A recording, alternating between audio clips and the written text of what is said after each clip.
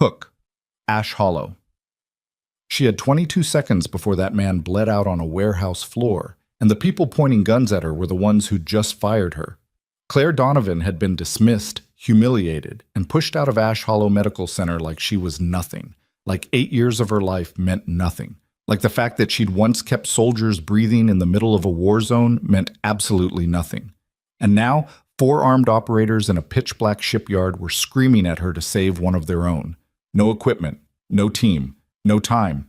The man on the ground had maybe 90 seconds of blood pressure left. Claire looked at the gun. She looked at the wound. She made her choice. If this story hits you the way I think it will, stay with me until the end. Like this video, drop a comment and tell me what city you're watching from. I want to see how far this story travels. Let's go. The last patient Claire Donovan treated at Ash Hollow Medical Center was a 63-year-old longshoreman named Pete, who'd crushed 2 fingers under a shipping container and refused to cry about it. She liked Pete. He cracked a joke while she was cleaning the wound, something about how he'd always had too many fingers anyway, and she'd laughed. A real laugh. Not the practiced, exhausted version she'd been performing for hospital administrators for the past 8 months. She wrapped his hand with more care than the situation technically required, gave him extra gauze, squeezed his forearm when she told him he was good to go. "You're the only one in this place that actually looks at you," Pete said, pulling his jacket back on. "The rest of them look through you." She didn't argue. He wasn't wrong. That was 11:47 p.m. By midnight, Claire was standing in the break room pulling her name badge off her lanyard for the last time. And Karen Stoltz, the floor supervisor who'd made the past 2 years of Claire's career a slow-motion disaster, was leaning against the doorframe with her arms crossed and an expression like she'd just won something small but satisfying. "HR will process your final check by Friday," Karen said. "You'll need to turn in your access card." Claire set the badge on the counter. She didn't throw it. She'd thought about throwing it, had actually rehearsed the gesture in her head during the last half of her shift, imagined the sharp plastic click of it skipping across the linoleum. But when the moment arrived, she just set it down quietly, and that quietness felt more honest somehow. "Is there anything else?" Claire asked. Karen's expression flickered. She'd expected something. Argument, tears, the kind of scene that would let her feel righteous. She got nothing. "No," Karen said. "That's everything." Claire picked up her bag and walked out. The ER corridor at midnight had its own particular flavor of chaos. The overhead lights too bright, the air tasting of antiseptic and old coffee. 2 paramedics wheeling a gurney toward trauma bay, too, while a woman in the waiting area held a sleeping child and stared at the ceiling tiles like they owed her something. Claire had walked this corridor 10,000 times. She knew which floor tiles were cracked, knew the specific squeak of the 3rd trauma bay door, knew the way the heating vent near the nurses' station rattled slightly whenever the wind came in off Grayport Bay. She knew this building the way you only know places you've bled inside. She pushed through the staff exit and stepped into the October night. Grayport in October smelled like the Atlantic, brine and cold stone, and something faintly organic that you never quite got used to and never quite got tired of. The fog had come in off the water, the way it always did this time of year, sitting low over the parking lot in soft gray layers that swallowed the far edge of the lot and made the overhead sodium lights look like moons. She was fishing for her car keys when she saw the vehicles, 2 matte black SUVs parked sideways across the lot exit. No plates.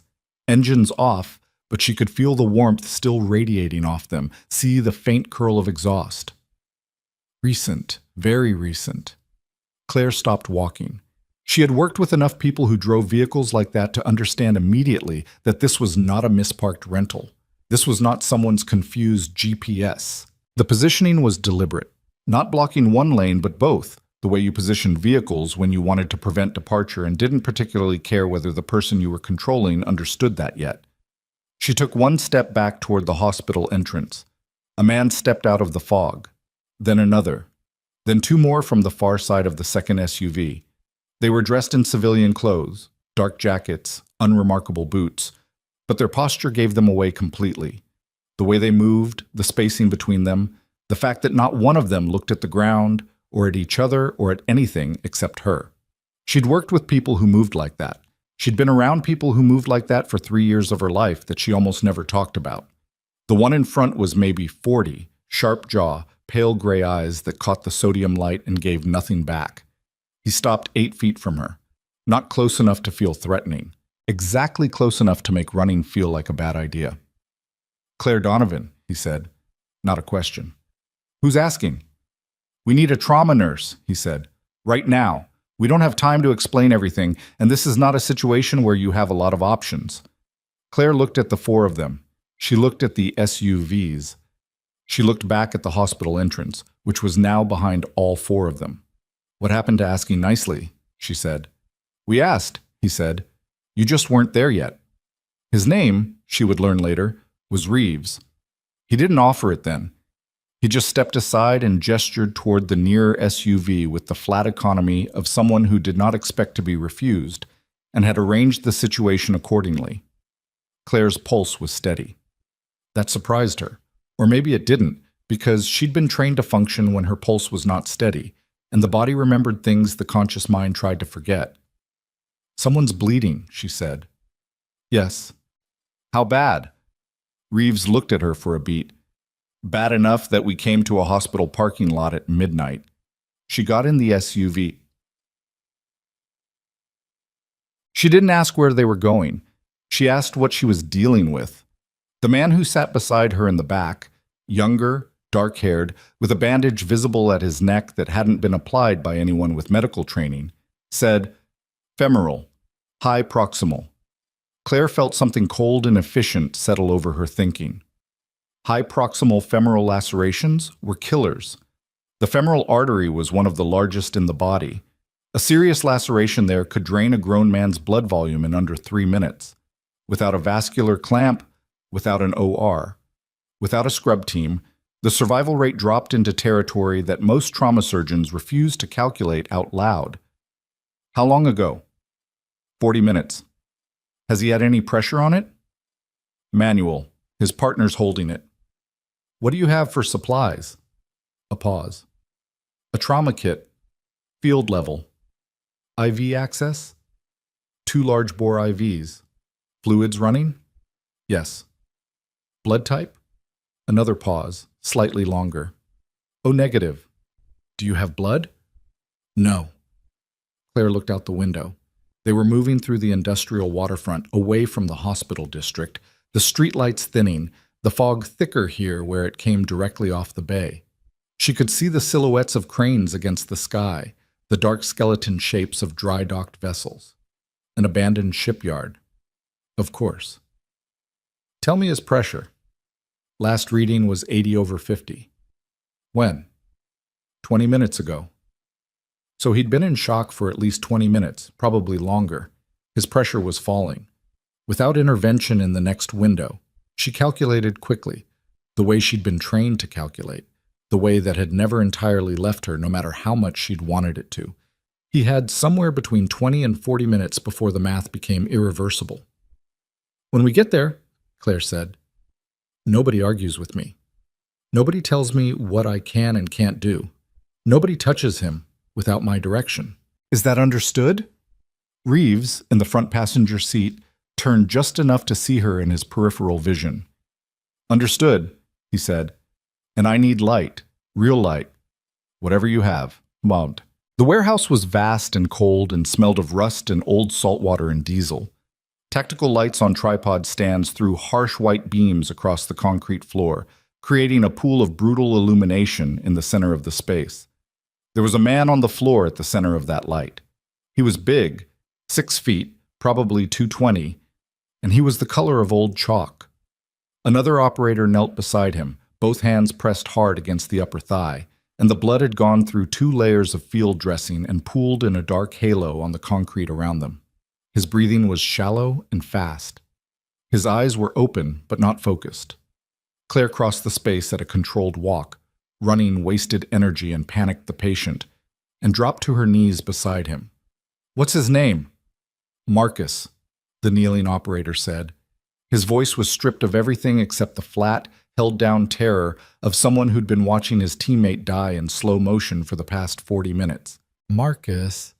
Claire put her hand on the man's jaw and turned his face toward her. His eyes tracked, barely. I'm a nurse. I'm going to help you. Can you hear me? His lips moved. Not quite words. That's enough. She looked at the operator holding pressure. On my count, you're going to shift your hands exactly where I put mine. Not before, not after. Exactly when I say. If you move early, we lose him. Do you understand? The man nodded. His hands were shaking. What's your name? Garrett. Garrett, look at me. She waited until he did. You've kept him alive for 40 minutes. That's the hardest part. Now, let me finish it. She opened the trauma kit with one hand while she assessed the wound with the other. The kit was military grade, solid. Tourniquet, hemostatic gauze, chest seals, a CAT, a SOF-TTW. A pair of trauma shears. Someone had packed this thoughtfully. Whoever had packed it had not anticipated a wound this high on the thigh because a tourniquet was geometrically useless above the inguinal crease. She'd known that before she opened the kit. She'd been calculating alternatives since the car. I need the longest piece of fabric you can give me right now, she said without looking up. A shirt, a jacket, anything. Movement behind her. 30 seconds later, someone pressed a field jacket into her hands. She worked. The specific mechanics of what she did in the next 11 minutes were not beautiful and they were not clean. She used hemostatic gauze packed tight into the wound while Garrett maintained pressure exactly as directed. She improvised a junctional compression using the jacket, folded to create a firm bolster, and directed two of the operators to maintain downward force with their combined body weight in a rotation that she called like she was running an OR. Harder. No, more toward his hip. Hold. His pressure. I know what his pressure is. Hold.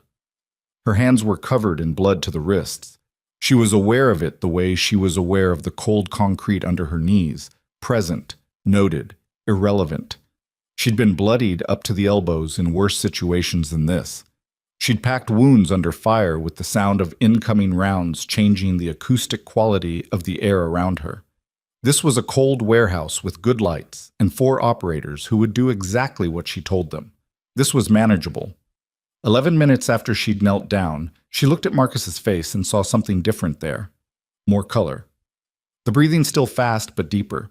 His eyes tracking with intention rather than the swimming, disconnected drift of terminal shock. His pressure, she said. Someone read it. 94/62. She sat back on her heels for 1 second. Just one. He's not out of this, she said. He needs a vascular surgeon and he needs blood. But he's stable enough to move. She looked at Reeves. You need to get him to a trauma center in the next hour. Whoever you have clearance with, call them. Now. Reeves was already on a radio. It was only then, with her hands still and the immediate emergency compressed into a different shape, that Claire became aware of the specific quality of the silence in the warehouse, the way the 4 operators had arranged themselves, the way Reeves was not looking at her, which was different from the focused, practical non-looking of the past 11 minutes, and was instead the deliberate non-looking of someone who was managing information. She looked around the warehouse properly for the first time. There were crates stacked against the far wall, not random storage, organized, labeled, with the kind of systematic arrangement that suggested not one person's individual stacking preference, but a system, a process, multiple hands over time. Medical supply crates. She couldn't read the labels from this distance, but she recognized the shapes, the dimensions, the particular way medical supply boxes were engineered for stackability and weight distribution. She'd ordered hundreds of them. She'd inventoried shortages of them for 8 months at Ash Hollow, documenting discrepancies that her supervisors kept telling her were data entry errors, system glitches, paperwork from a prior quarter not yet reconciled. Her eyes stayed on the crates for 3 seconds. 3 seconds was enough. She stood up. Someone should stay with Marcus. He needs continuous monitoring. Check his pressure every 3 minutes. Watch his breathing rate. If he drops below 80 systolic, you radio whoever you're calling right now. Donovan. Reeves's voice had a different texture than it had outside the hospital, something that might have been respect, or something adjacent to it. Thank you. Don't thank me yet, she said. Thank me when he's in an OR. From somewhere above them, outside, maybe 200 feet, she heard it, The distinctive thrum of helicopter rotors. Heavy, measured, military grade, not emergency services. That rhythm was too deliberate, too controlled. She watched Reeves move toward the far end of the warehouse where a pair of bay doors stood partially open. He spoke quietly into his radio. She caught fragments, confirmed, on site, package, secure. And then something that pulled all the warmth out of the air around her. The nurse is cooperative. She doesn't know yet. Claire looked down at her blood-covered hands. She looked back at the crates. She looked at the bay doors where the helicopter sound was getting louder, closer, descending. Doesn't know yet. She had an 8-year nursing career, 6 months of documented supply discrepancies, an inexplicable termination, and 4 armed men who'd abducted her from a parking lot telling someone on a radio that she didn't know yet. Somewhere between the femoral artery and the crates and the helicopter cutting through the October fog, the story she'd been telling herself about her own life, the one where she'd simply burned out, where the hospital had simply found reasons to push her out, where she'd simply had bad luck with supervisors and timing and circumstances. That story began to fall apart. Because if she didn't know something, then there was something to know. And whatever it was had been worth abducting a nurse from a parking lot at midnight to keep contained.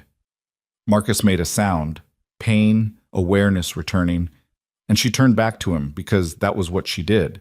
She managed the emergency that was directly in front of her, but her mind was already somewhere else, moving fast through 8 months of anomalies and dismissals and crates in a warehouse, reassembling the architecture of something she hadn't understood she'd been standing inside all along. The helicopter settled onto the ground outside with a sound like controlled thunder. The bay doors opened wide, and the pale-eyed man named Reeves walked back toward her, and in his face was something she hadn't seen there before. Not command, not authority, but something closer to reckoning, like a man who knew the conversation he was about to have was going to change things and had run out of time to find a better way to begin it. Reeves didn't apologize. She'd expected that, somehow. Some version of, "I'm sorry for how we brought you in here," the kind of preemptive softening that men in authority used when they wanted compliance without confrontation. He didn't offer it.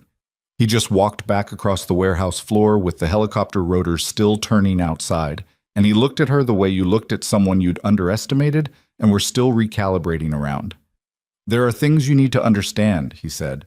"Start with who you are," Claire said. "That's not the most important thing right now." "It is to me." He considered that for a moment. Not hostile, just measuring. "Special Investigations Unit attached to the Defense Logistics Agency. We don't have a public profile." "And Marcus?" "One of ours. 3 others went in with him tonight. 2 made it out clean. 1 didn't make it out at all." He said it flat, the way people said things they'd already processed because they couldn't afford to process them in the field. Marcus was the only one in range of extraction. Claire absorbed that. Someone had died tonight. Someone she hadn't been able to help because she hadn't been there yet. She didn't say that. It wouldn't help anything. "The crates," she said instead. Reeves's jaw shifted slightly. "What about them?" "How long have they been here?" He looked at her for a beat too long. "How would you know what those are?" "Because I spent 8 months filing discrepancy reports about missing medical supply inventory at Ash Hollow," Claire said. "And I know what a Medline logistics box looks like from 20 feet in bad light. I've opened enough of them." She kept her voice level. "So how long?" He exhaled through his nose. 18 months. Minimum. Possibly longer. We're still building the full chain." 18 months. She'd been at Ash Hollow for 8, which meant this had been going before she ever walked through those doors, had been running underneath everything the entire time she was there, and she had stumbled into the edges of it without understanding what she was stumbling into. "Who's running it?" she said. "That's the conversation we need to have," Reeves said. "But not here. Can you walk?" She looked at her hands, still dark with Marcus's blood. "Do I have a choice?" "You always have a choice," he said. "We're not the ones who took yours away." That landed differently than he probably intended. She followed him toward the far end of the warehouse, toward a door she hadn't noticed before. Unmarked, recessed into the wall, the kind of door that was designed to not be the one you went through unless you already knew it was there. There was a room behind it, Not large, maybe 15 by 20, with a folding table, 4 chairs, and a laptop running on what appeared to be a satellite connection. A woman was seated at the table, late 30s, close-cropped natural hair, wearing the same deliberately nondescript civilian clothes as the rest of them. She looked up when Claire entered and didn't smile, but there was something in her expression that wasn't the flat operational blankness of the others, something that looked faintly like recognition. "This is Agent Yara Sims," Reeves said. Sims nodded. "Sit down, Ms. Donovan." "I'd rather stand." "That's fine." Sims pulled the laptop around so the screen faced the center of the table. "What I'm about to show you is classified. Not technically.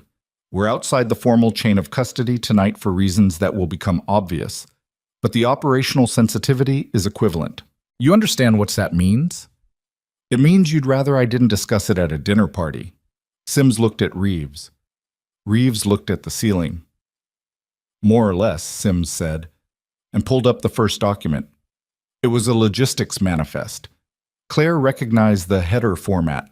She'd processed hundreds of similar documents in her first year at Ash Hollow, back when she still believed that the administrative side of hospital work could be organized if you just applied enough systematic attention to it. Standard inventory, surgical supplies, IV consumables, hemostatic agents, trauma packing materials. Items that were unremarkable individually and collectively represented hundreds of thousands of dollars per shipment, but the destination codes were wrong. She leaned forward without meaning to. "These facility codes," she said, "these aren't hospital identifiers." "No," Sims said. "They're not." "What are they?" "Shell companies. LLCs incorporated in Delaware and Montana, all registered within a 14-month window 3 years ago. On paper, they look like regional medical distribution hubs. In practice, they're receivables. They accept the shipment gets reclassified on paper, and the physical inventory moves again. At that point, it disappears into private channels. Private channels meaning what exactly? Meaning sold, Reeves said from behind her. Off-book to buyers who don't ask where it came from. Claire straightened. Military medical inventory? Some of it, yes. Some of it civilian hospital supply diverted before it ever reaches the ward level. The operation spans both systems. Sims swiped to the next document. The civilian hospital component is where Ash Hollow comes in. The next document was a contract. Claire's eyes moved to the signatory line at the bottom and then to the entity name at the top, and something in her chest did something complicated and unpleasant. Ash Hollow Medical Center, a procurement agreement with one of the shell companies. Dated 14 months ago, 4 months before Claire had been hired. They were already running this when I started, she said. Yes. And the supply discrepancies I was reporting were real, Sims said. Every one of them. You were documenting inventory that had already been diverted at the source. Your reports were being intercepted at the supervisor level and buried. Karen Stoltz.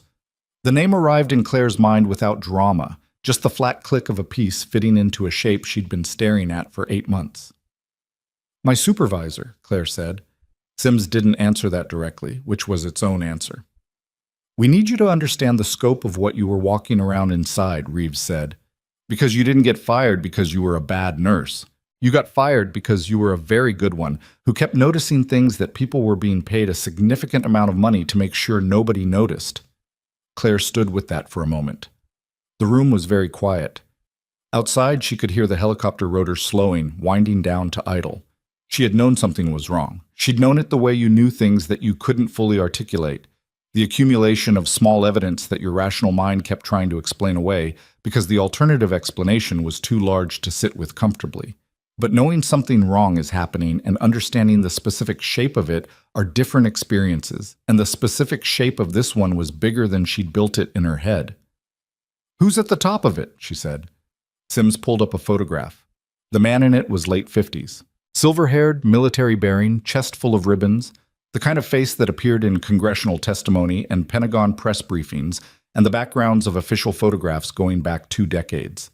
The kind of face that had been institutional for so long, it stopped looking like a person and started looking like a symbol. General Victor Hale, Sims said. Defense Logistics Command. 26 years of service. The man controls medical supply procurement for 3 theater commands and has oversight authority over civilian hospital partnerships established under the Defense Community Health Integration Act. Which means he decides what goes where, Claire said. Which means he decides what goes where, Sims confirmed. And for the past 3 years, a significant portion of what was supposed to go to forward deployed medical teams has been going sideways. We estimate the total diverted inventory value at somewhere between $40 and $60 million. The number was large enough to feel abstract. Claire's mind kept trying to translate it into human terms. How many units of hemostatic gauze? How many units of blood product? How many trauma kits that weren't where they were supposed to be when someone needed them? How many people had bled out in places where the shelves were lighter than they should have been? She felt something move in her that wasn't fear and wasn't quite anger, something older and quieter than both. "What do you need from me?" she said. What they needed was complicated. Sims walked her through it over the next 40 minutes, and Claire sat down eventually because standing started to feel performative. The situation was this. Marcus's team had been running a covert evidence-gathering operation targeting the physical inventory storage points, the warehouses, like this one, where diverted supplies were held between transfers. Tonight's operation had been compromised. One operator was dead. Marcus was alive because of Claire, but his condition meant their primary evidence chain was broken. He'd been carrying physical documentation recovered from the previous warehouse location before the situation went loud. That documentation was now partially destroyed. What they had left was a fragmented record that pointed clearly at Hale, but didn't close the loop on the civilian hospital side of the operation. Without that, a defense attorney with Hale's resources and connections would have enough daylight to work with. The civilian connection runs through Ash Hollow's procurement records, Sims said, specifically through a series of purchase orders generated over an 18-month window that were signed off at the administrative director level. "Whitmore," Claire said. Sims looked at her. "Drew Whitmore, administrative director. He signs everything. Or rather, his signature appears on everything. Half the time it's his assistant pre-signing on authority delegation, which is its own problem, but the actual authorization decisions flow through his office." Claire had dealt with Whitmore twice in 8 months. Both times he'd been the particular kind of affable that felt like a locked door with a welcome mat in front of it. "He's careful. He stays at a distance from anything that could be directly tied back to him." "We know," Sims said. "That's why we need the discrepancy documentation." "Mine." "Yours. Your reports from the past 8 months, the ones that were filed and buried, create a contemporaneous record of inventory anomalies that map directly onto the diversion timeline. If we can recover the original filed versions with timestamps and routing metadata, we can show that the hospital administration received documented evidence of irregular inventory activity and chose to suppress it. That's not just negligence, that's conspiracy." Claire was quiet for a moment. "Those reports were filed through the hospital's internal system." "Yes." "Which I no longer have access to, as of about 2 hours ago." "We know that too." Sims folded her hands on the table. "We have someone who can get into the system from outside, but we need you to walk them through which reports to look for, how they were categorized, what the filing pathway was. The technical access isn't the problem. The institutional knowledge is." Claire thought about the 8 months of reports. The specific language she'd used because she'd learned early that vague complaints went nowhere. She'd been precise, had cited specific item numbers, specific dates, specific receiving signatures.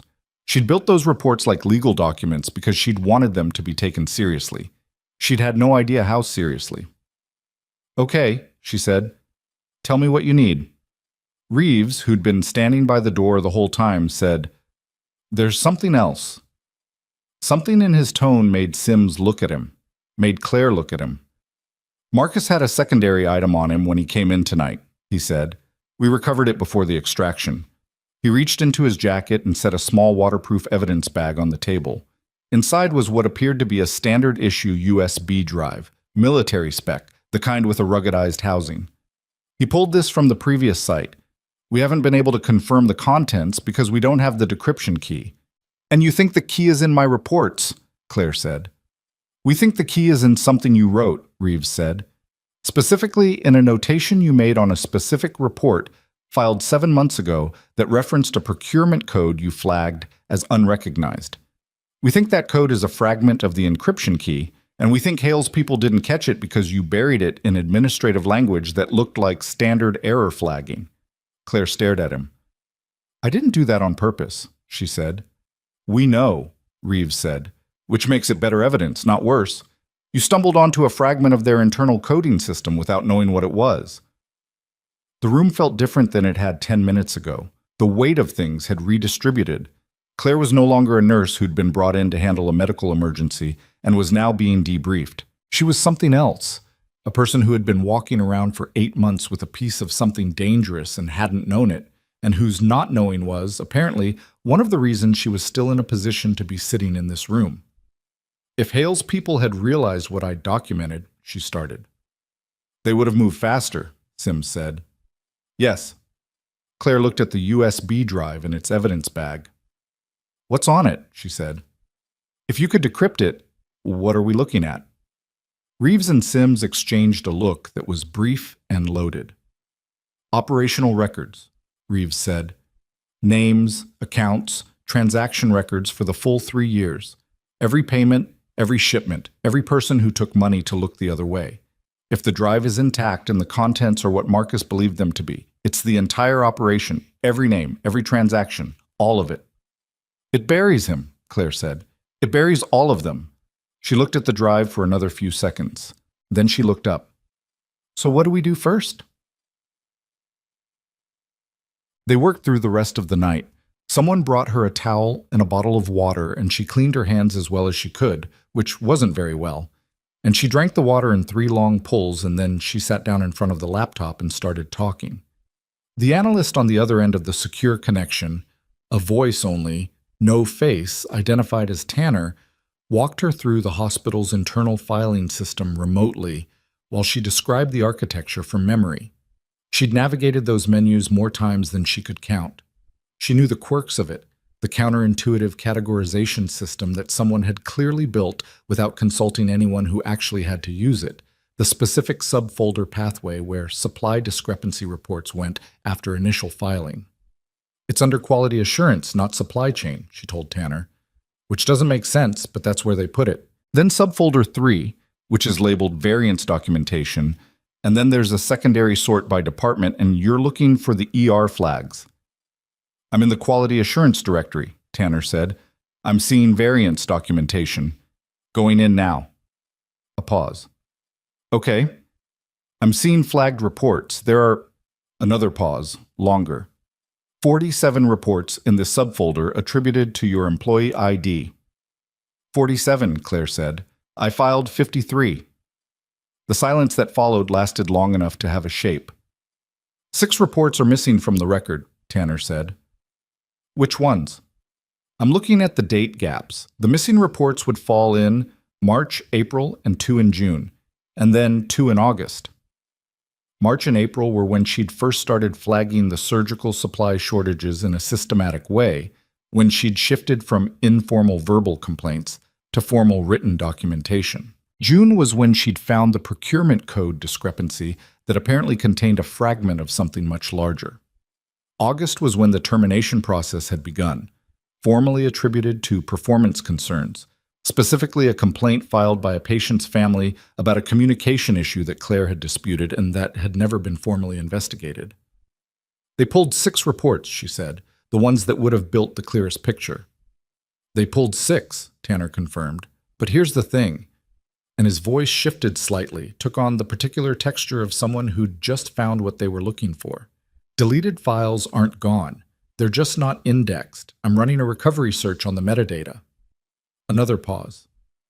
Yeah, they're here. All 6. Someone deleted them from the Active Directory but didn't wipe the underlying data. Either they were in a hurry or they didn't understand how the system worked at the infrastructure level. Can you recover them? Sims asked, leaning toward the laptop. Already doing it. Give me 8 minutes.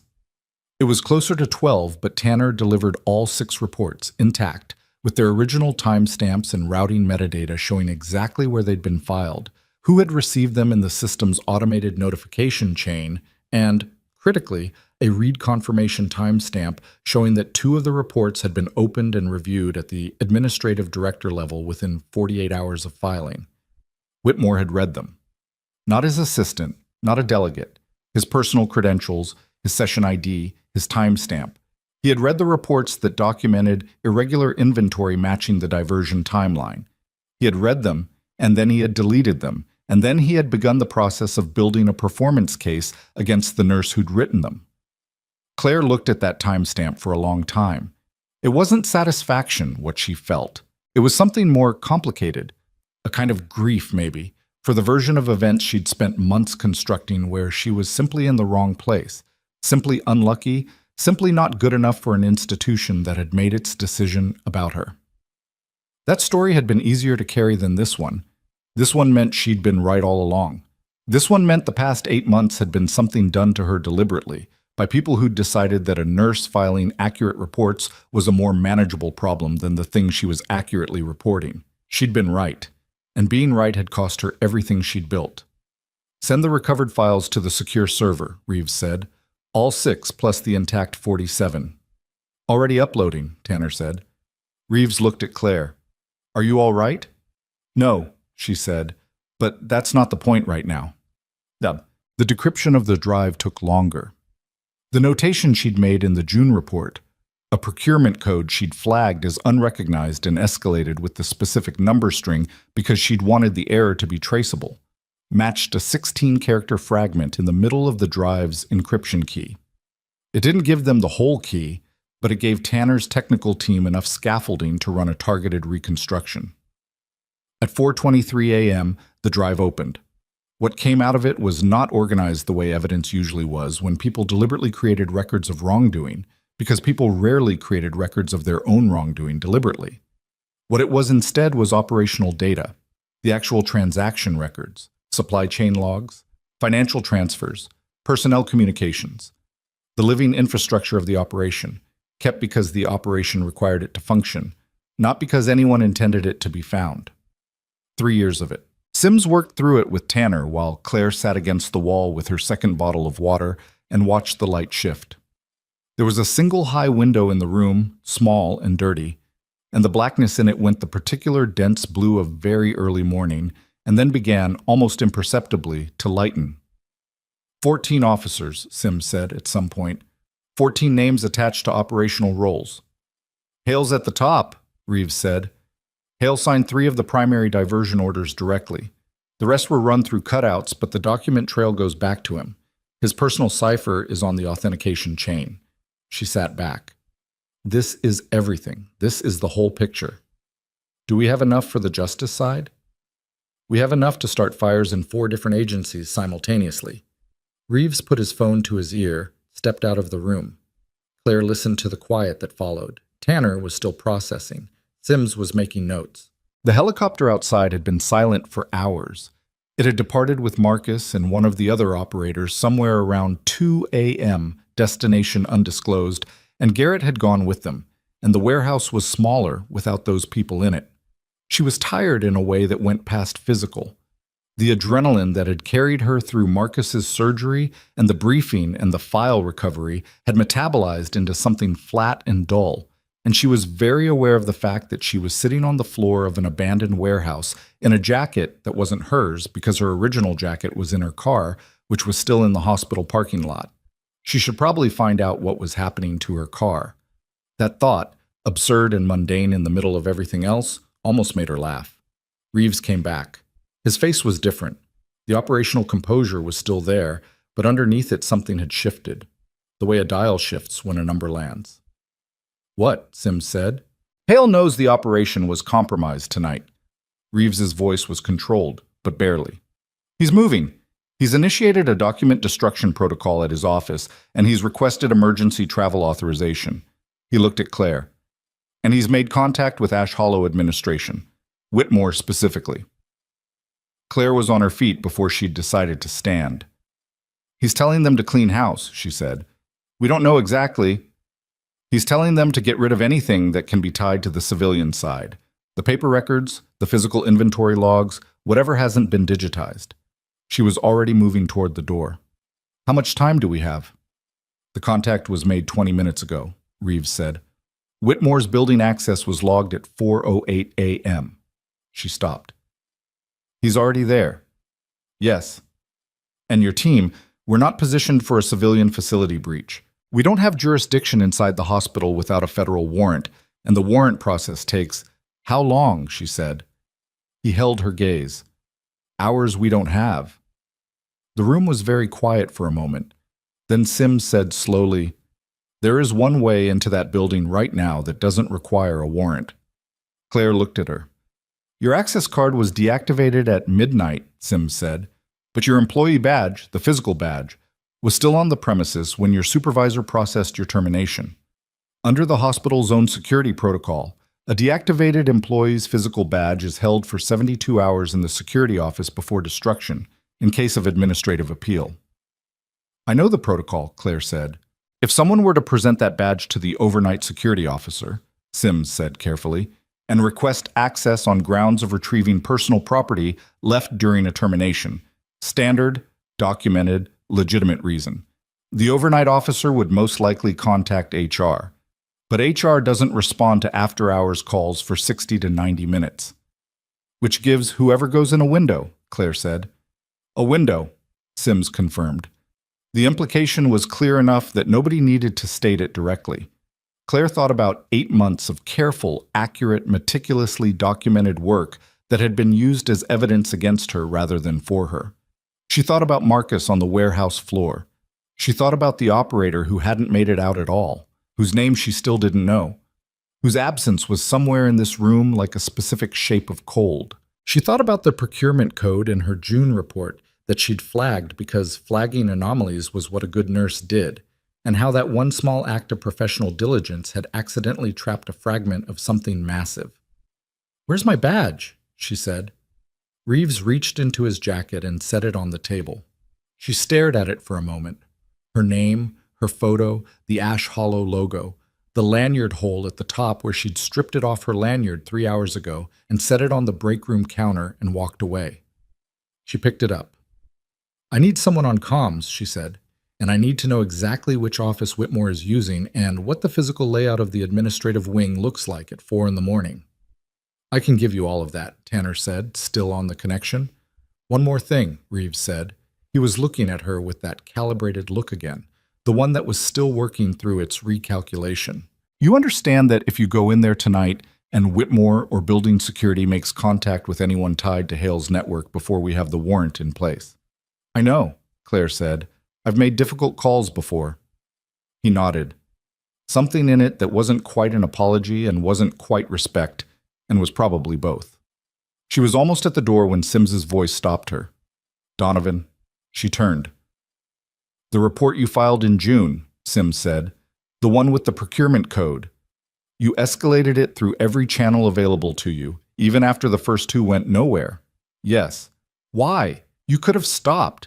Most people would have stopped." Claire thought about it. The honest answer wasn't heroic. The honest answer was that she'd been too tired and too stubborn to let it go. That it had become a matter of principle in the way that things became when you had very little left to hold on to, and principle was cheaper to maintain than peace. "Because something was wrong," she said, "and I knew how to document it." She walked out. The fog was still heavy outside, but the blackness had gone fully blue now, the particular pre-dawn blue that preceded actual light by 30 minutes. She could hear the bay somewhere beyond the warehouse walls. The low rhythmic sound of water against structure, patient and indifferent. She had 30 minutes before the sky changed. She had a badge that would open a door. And somewhere inside Ash Hollow Medical Center, a man was destroying evidence that she had spent 8 months accidentally protecting. The SUV started. Reeves was driving. Neither of them spoke.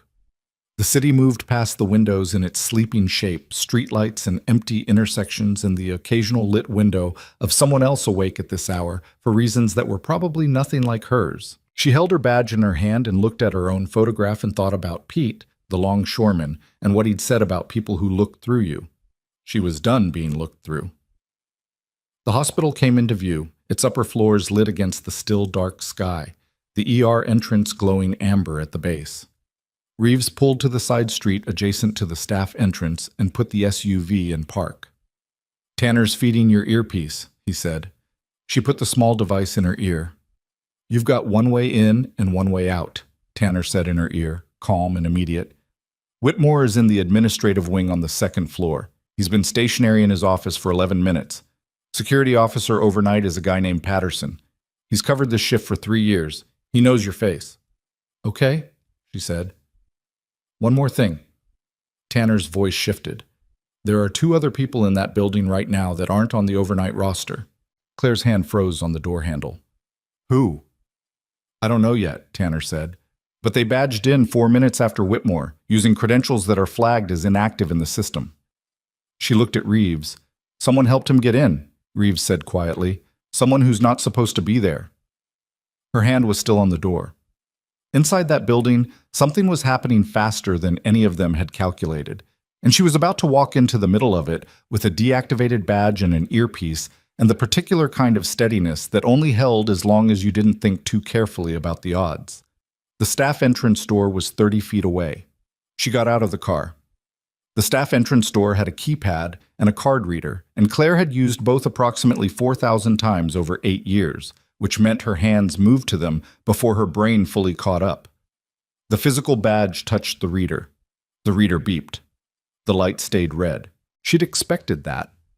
What she hadn't fully prepared for was the specific feeling of standing in front of a door that used to open for her and watching it refuse in the pre-dawn gray, with an earpiece feeding her information about people inside who weren't supposed to be there. There was something clarifying about it. All the abstract weight of the past 8 months compressed into one small red light. She pressed the intercom button instead. The overnight security station picked up in 12 seconds. "Ash Hollow Medical Security Desk. Patterson, it's Claire Donovan. I was on staff until tonight. Until last night, I guess. I left some personal items in my locker when I processed out, and I need to retrieve them." A pause. Not suspicious, just tired. Patterson was a 61-year-old retired city cop who'd worked the overnight security desk for 4 years and had always been decent to her, the way people who'd seen genuinely bad situations tended to be decent to nurses who'd also seen genuinely bad situations. "Ms. Donovan." His voice had the particular texture of a man who was now going to have to do something that required getting out of his chair. "You know I need to call this in." "I know. HR won't pick up for another hour at least. But I just need my stuff, Patterson. It'll take 10 minutes. Another pause. "Come around to the main lobby. I'll buzz you through there." She walked around. Reeves's voice came through the earpiece, low and even. "Tanner's tracking the 2 unknown badges. They're in the stairwell between first and second floor. Moving." "Toward Whitmore?" "Can't tell yet." The main lobby doors unlocked with a heavy click. Patterson was standing at the security desk with his reading glasses pushed up on his forehead and the expression of a man recalculating his evening. "I appreciate it," Claire said, and she meant it, which made the next part harder. "You know I still have to log this," he said. "Unauthorized after-hours access, even with a former employee." "I know." She stopped at the desk. "Patterson, is there anyone else in the building tonight? Anyone who came in after midnight?" He looked at her. "Administrative access is logged separate from security. That's not something I can—" "I'm not asking you to tell me who. I'm asking if you saw anyone come through." The pause this time was different. His eyes moved briefly toward the stairwell door. "Mr. Whitmore came in around 4. That's not unusual when there's a board situation." "Anyone else?" Patterson's jaw set in a way that said he was choosing his words. 2 others badged in through the east entrance. I didn't recognize them, which isn't normal." She held his gaze. "Patterson, if something's happening in this building tonight that shouldn't be, if someone's doing something they need to not be caught doing, you need to not be between them and the exit when this resolves." He was smart enough to hear what she was actually saying. "What are you telling me?" "I'm telling you to call Grayport PD right now, not hospital administration. The police." She kept her voice level. "Tell them you have unauthorized individuals in the building outside of security clearance. That's enough." He looked at her for a long 3 seconds. Then he reached for his phone. She went for the stairs. Up. The second-floor administrative wing at 4:45 a.m. was lit by the overnight setting, every third overhead light, giving the corridor a particular institutional dimness that made the floor tiles look gray instead of white and turned the row of framed hospital mission statements on the wall into dark rectangles with suggestion of text. Claire knew this corridor. She'd been up here 8 times in 8 months, each time to deliver or follow up on a report that went nowhere. Tanner in her ear. Whitmore is still in his office. East end of the corridor, third door from the stairwell exit. The two unknowns are... Wait. A pause that had a shape to it. They just stopped moving. They're on your floor. I don't have camera coverage on the east wing, only lobby and stairwells. Claire kept walking. Her footsteps were deliberate, quiet, but not stealthy, because stealth in a building where she'd worked for years would look wrong if anyone saw her, and looking wrong right now was a liability she couldn't afford. She passed the first door, the second. She could see light under the third. Whitmore's office, a thin, bright line at the base of the door. She could also see about 40 feet further down the corridor, in the recessed alcove where the east wing met the administrative suite entrance, 2 shapes that weren't furniture. They were standing very still. Claire stopped. The shapes didn't move, but one of them turned its head just slightly, and the dim corridor light caught a face for a half second. Male, mid-40s, the kind of physical stillness that was trained rather than natural. These were not hospital staff, and they were between her and the exit at the east end.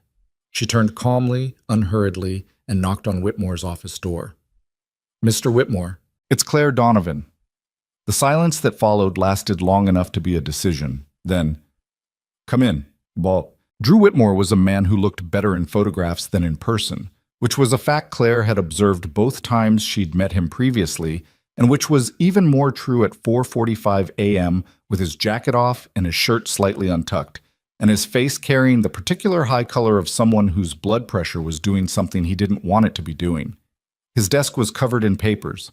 Not organized, disrupted, the way papers looked when someone had been moving through them quickly, pulling some, stacking others. A deliberate disorder that was still visibly in process.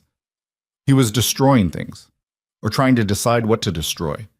He looked at her, and for a moment his face did something that he managed to suppress before it became fully readable.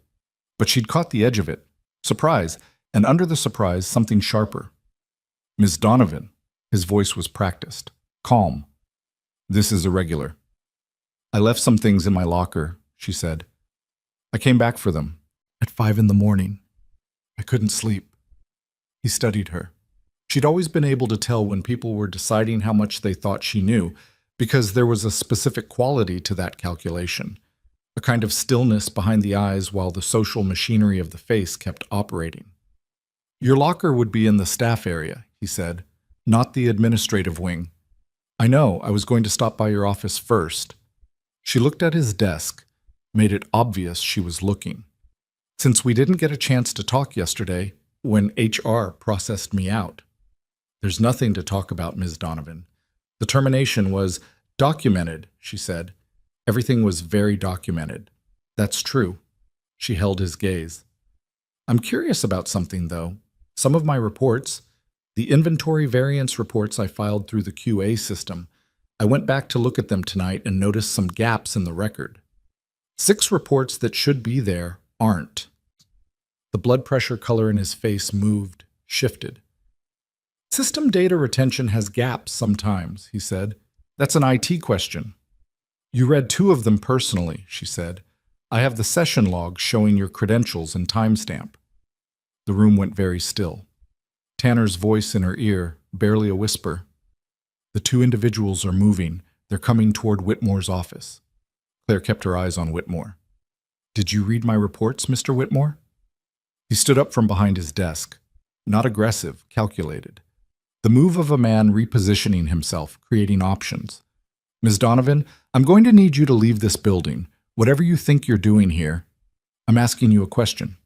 Security can escort you. I called the police on my way up, she said. Patterson's already on with them. It was half true. Patterson was calling. She didn't know if he'd actually gotten through, didn't know if Reeves outside had done anything to accelerate that process. Didn't know much of anything except that she was in a room with a man who was dismantling evidence and two strangers in the corridor who were now 30 seconds away. Whitmore's face changed. It shed something. The professional warmth, the administrative distance, the performance of a man who handled difficult employees with regret and patience. What was underneath it wasn't rage. It was calculation, stripped down to its operational core. "You've made a very serious mistake," he said. "Multiple, probably," Claire said, "but not about this." The door opened.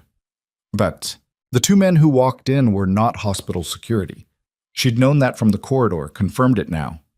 Their build, their hands, the way they filled the doorway without announcing themselves. One was the face she'd half seen in the alcove. The other was younger, with a haircut that said military and eyes that said currently employed by something that wasn't the military anymore. The younger one looked at Whitmore. "We need to move. The window is closing." Whitmore looked at Claire. "She called the police." A beat. The older man's eyes went to her. She was calculating the distance to the door, which these two were now blocking. She was calculating the desk between her and Whitmore, the papers on it, the phone. Office landlines were still wired to the hospital switchboard, which meant any call from this room went through the front desk first. She was calculating what she actually had, which was an earpiece connected to someone who could hear everything happening in this room if she kept talking. "Tanner," she said, normally, as if she were addressing someone in the room. "Did you get all of that?" The older man moved. He came around the desk fast, not at her but past her, toward the office landline, and he pulled the phone cord from the wall with one clean pull. Then he stopped and looked at her ear. "Who are you talking to?" he said. "People who are listening," she said. He was good. His face didn't change, but his right hand moved to his jacket and didn't come back out empty-handed. And what it came back with was compact and matte, and answered a question she'd been keeping in the back of her mind since she'd walked into the building. She put her hands up. Not because she was afraid, fear was there, but it was organized, filed away in the part of her that knew it had to wait, but because there was nothing tactically useful in pretending she had options she didn't have. "Reeves," she said. "Second floor, administrative east. Now would be good." No response in her ear. She didn't know if that was signal loss or if Reeves had been monitoring the whole time. She didn't know if Patterson had reached anyone. She didn't know if Tanner was still in the hospital's system or if someone had killed the connection. What she knew was that she was standing in front of Drew Whitmore's desk with a gun pointed at her by a man who'd come here for the same reason she had, the papers on that desk, and who had considerably less reason to let her leave than she had to want to. Whitmore was moving around the desk, gathering papers into a folder with the focused speed of someone who'd made a decision and was now on a clock. "Get her out of the building," he said to the older man. "Separately, clean." "That means different things to different people," Claire said. "It means we drive you somewhere quiet, and we all have a conversation about what you think you know and what you'd like your future to look like," the older man said. His voice was reasonable. That was the frightening part, the absolute reasonableness of it. "We're not looking for complications." "Then you came to the wrong building," she said. Tanner's voice crackled back into her ear, faint, broken, like he was fighting interference. "Federal units are, Reeves is, lobby in, 2 minutes." 2 minutes was both very short and very long, depending on what happened in it. The younger man was at the window now, looking down. She heard something from outside, or felt it rather than heard it, a low vibration that could have been a vehicle on the street below, or could have been something else entirely. "Someone's outside," the younger man said. The older man's attention shifted. A fraction of a second, the way a scope shifted between targets, and Claire moved, not toward the door, toward the desk. She put both hands flat on the stack of papers Whitmore was gathering and pushed. Not a dramatic sweep, she just pushed, and the papers went in 4 directions and the folder went with them, and Whitmore grabbed at them and missed half. And in the 3 seconds of that scramble, she got her phone out of her jacket pocket and took a photograph of the desk surface. Then another. The paper that landed face up in front of her was a financial transfer record. She couldn't read all of it, but she caught the name of one of the shell companies Sims had shown her, caught a dollar figure with 6 zeros, caught a date stamp from 11 days ago. She took a third photograph. The older man had his hand on her arm. Not rough? Professional. The kind of grip designed to move a person without bruising that a defense attorney later had to explain. "Give me the phone," he said.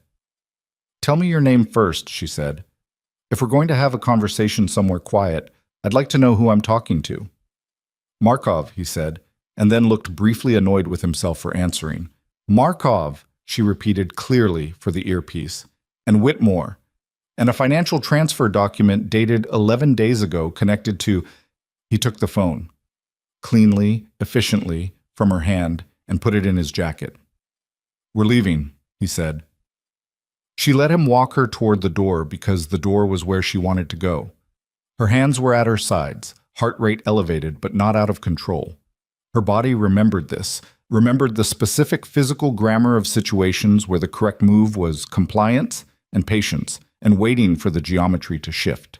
The corridor outside Whitmore's office was darker than when she'd walked through it, or maybe it just felt that way.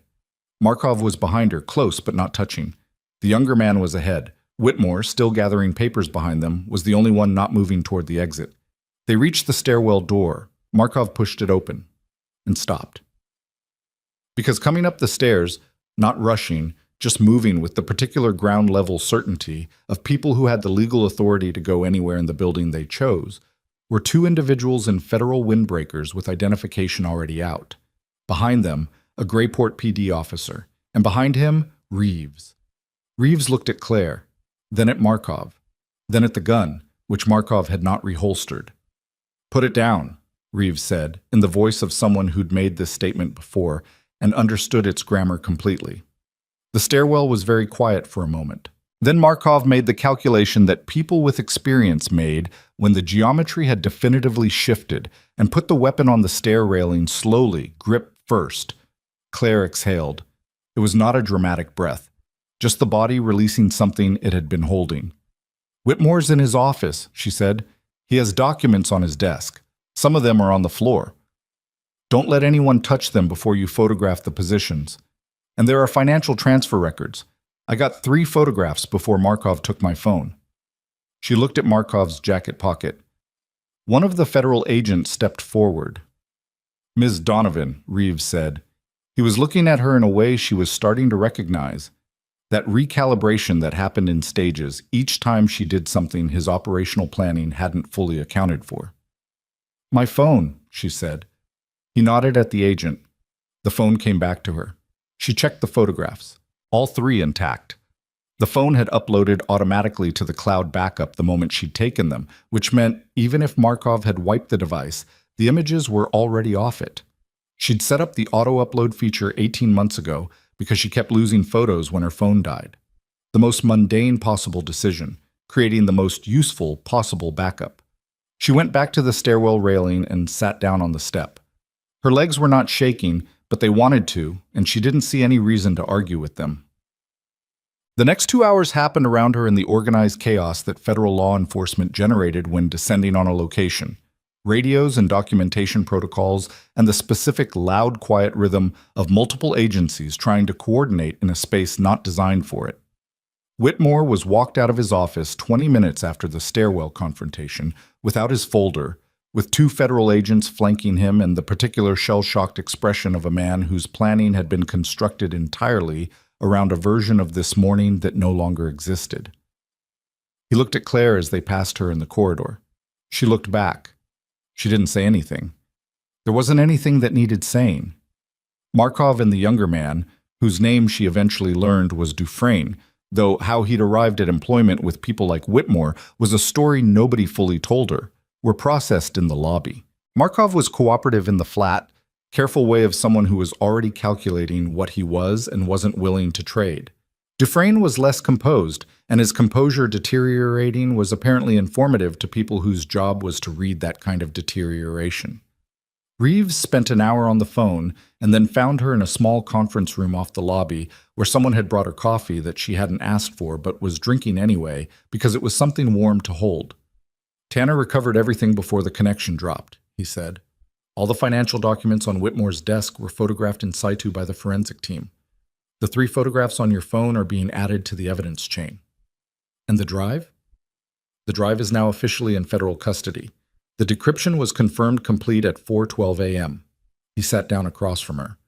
Hale's name is attached to 104 individual transactions over a 38-month period. That's before we've finished the full analysis.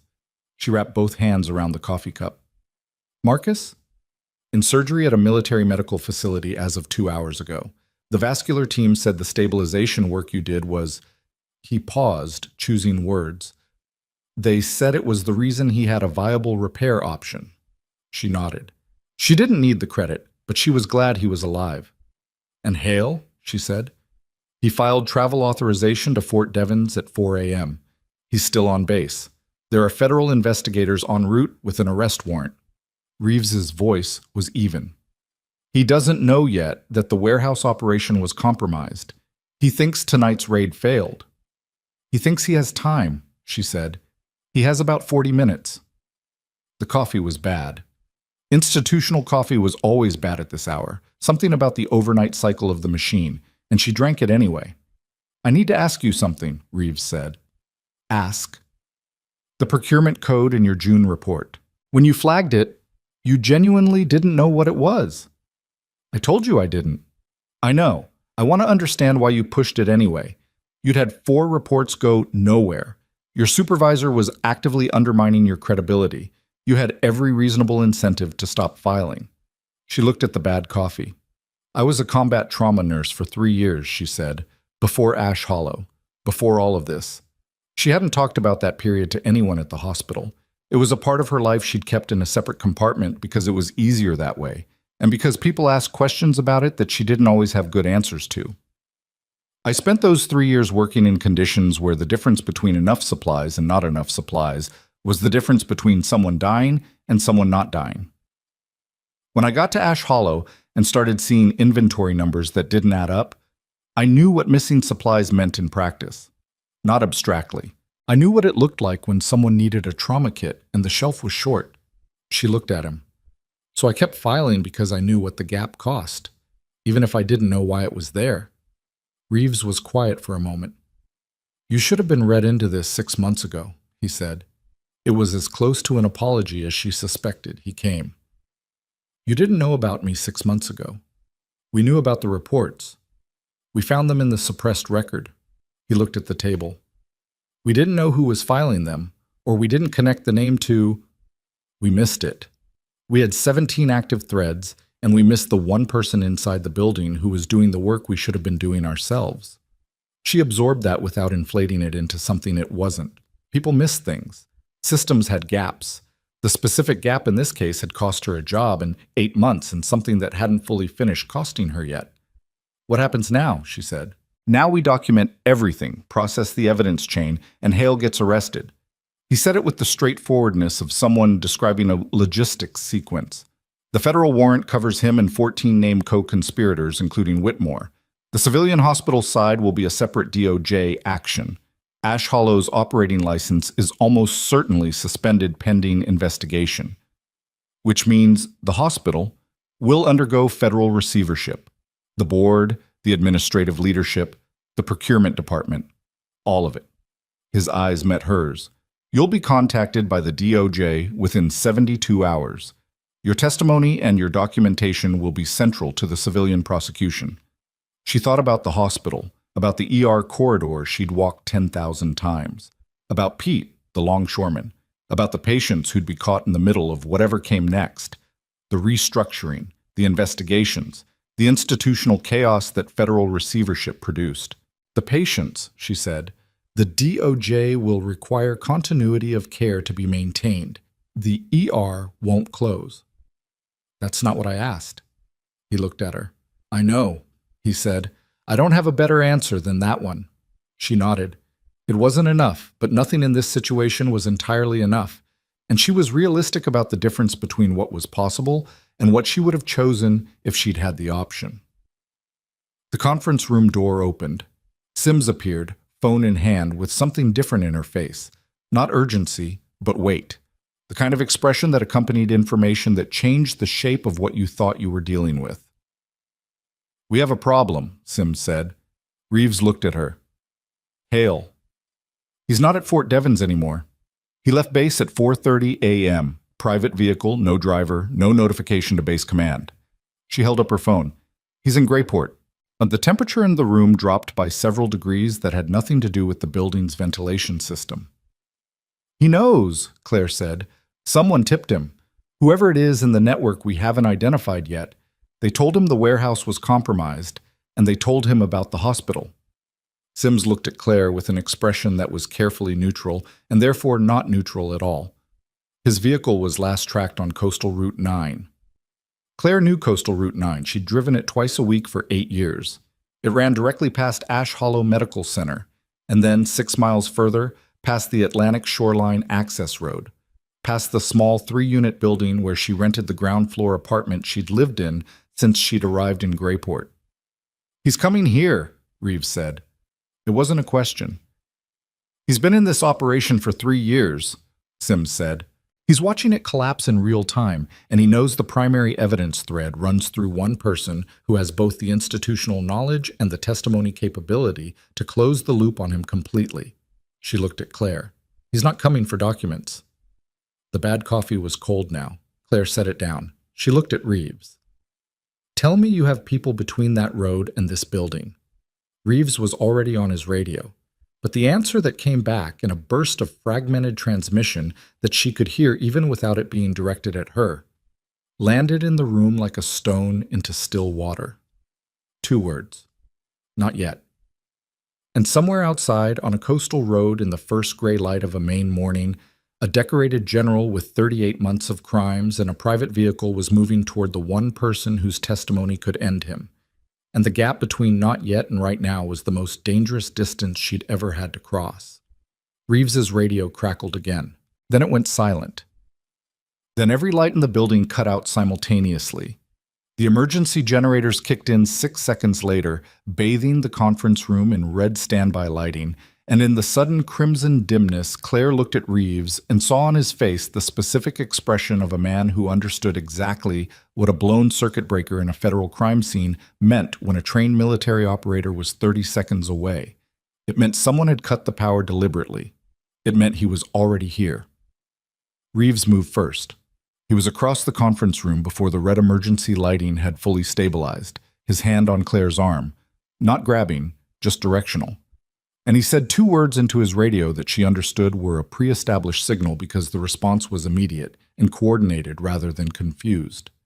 "Stay low," he said to her, "not because you can't handle yourself, because I need to know exactly where you are." She appreciated the distinction. She moved with him. The corridor outside the conference room was red-lit and strange, the familiar geometry of the administrative wing transformed by the emergency lighting into something that felt like a different building wearing the same floor plan. 2 of the federal agents from the stairwell were already in the corridor, positioned with the instinctive tactical spacing of people who didn't need to discuss it. "Where's Patterson?" Claire said. "Lobby," Reeves said. "He's okay. The power cut was external. The main junction box is around the east side of the building. It's not a system failure." "Someone who knows building infrastructure," Claire said. "Or someone who had 10 minutes with a building schematic," Reeves said. "Which is not a difficult thing to obtain for a man with 30 years of military intelligence clearance." General Victor Hale had spent a career inside systems that provided exactly this kind of operational information. He'd requested it for legitimate purposes 10,000 times. He knew how to use it for one illegitimate purpose at 5 in the morning in a coastal Maine city where his operation was collapsing around him.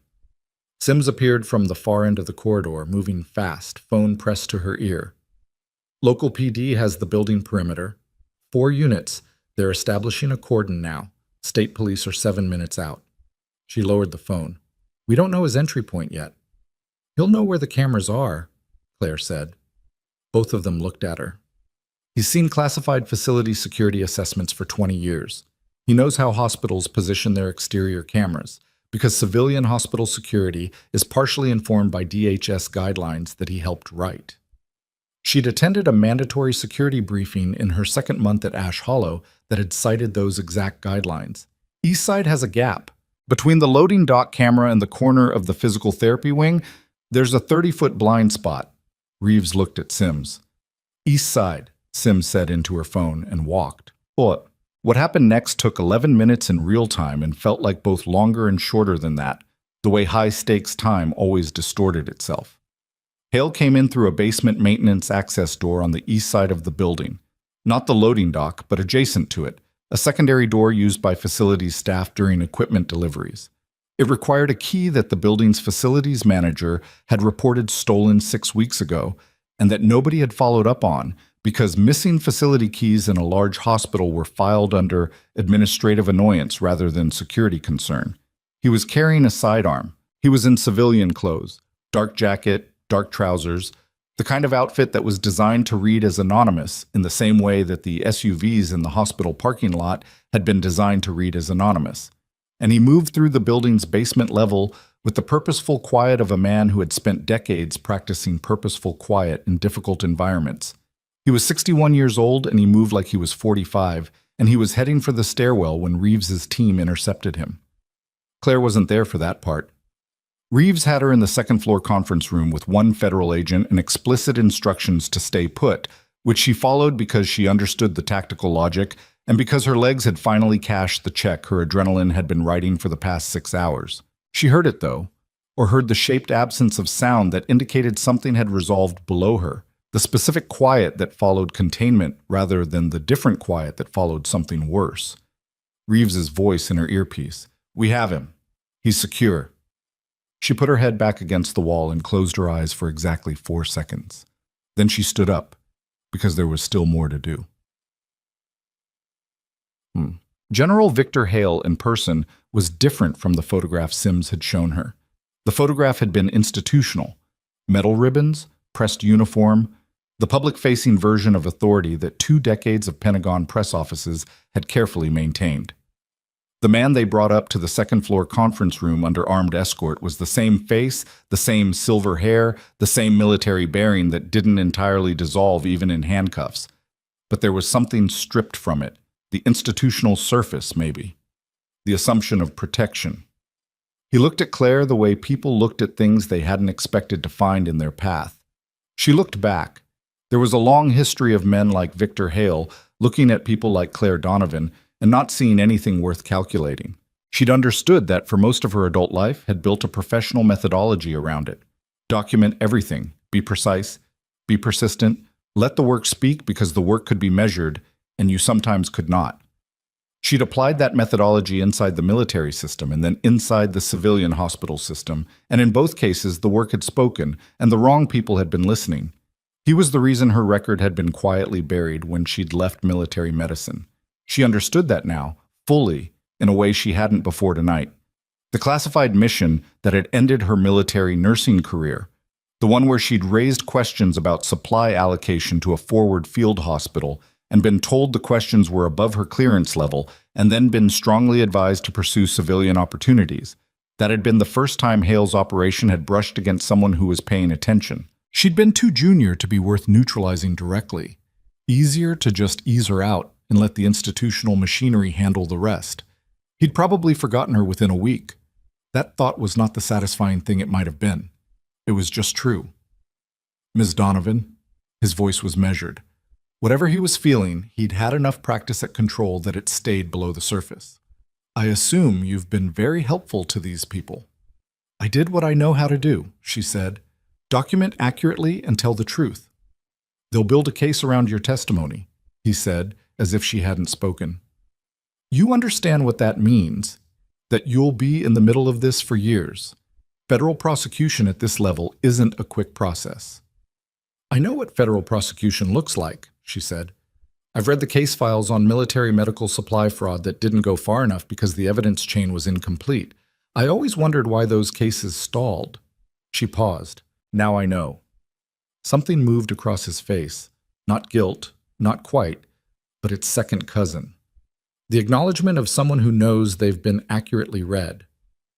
"Reeves," he said, pivoting away from her, "you know how this plays out. My attorneys will argue chain of evidence issues on the warehouse material. The hospital documentation is circumstantial without a direct financial link. The drive's decryption methodology will be challenged. We have 104 transactions over 38 months with your cipher on the authentication chain," Reeves said. "Your attorneys are welcome to argue whatever they want." Hale's jaw worked once.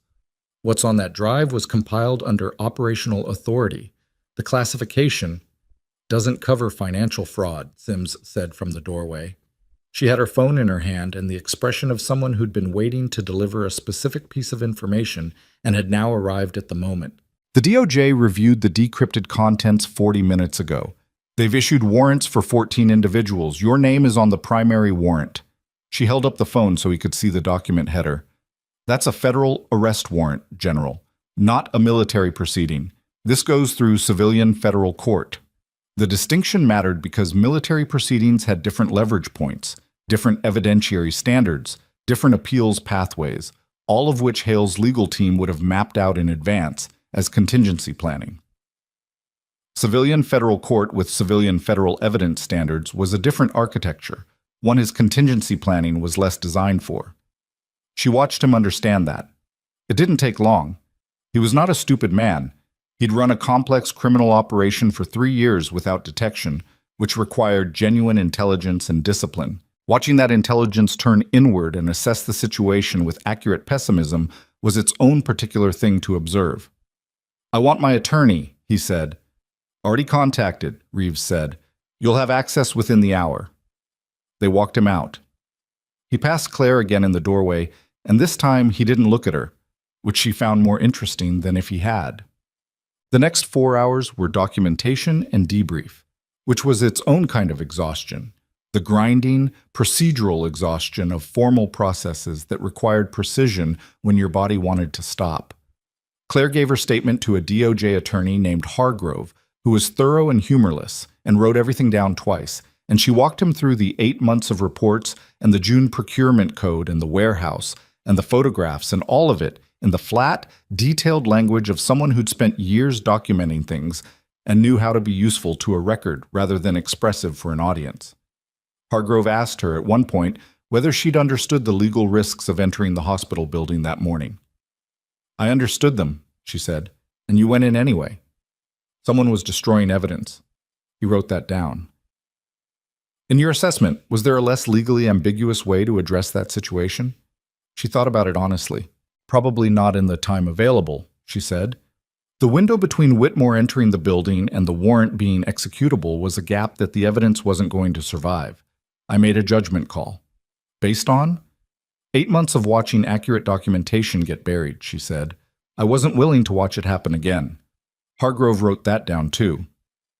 Sims found her at 9 a.m., sitting on a bench in the main lobby with her third cup of bad hospital coffee, watching the morning shift arrive to a building that now had 3 federal agencies processing its administrative wing and a Grayport PD presence at every entrance.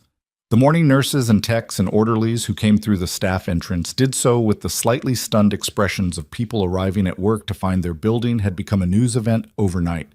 The ER was still running. Hargrove had been right about continuity of care. Whatever happened to Ash Hollow's administration and license status, the clinical side kept moving because patients didn't schedule their emergencies around federal proceedings. Claire could see the ER entrance from where she sat, and there was already a small backup in the waiting area, normal for a Tuesday morning. She wanted to go in, not for any strategic reason, just because that was what she did.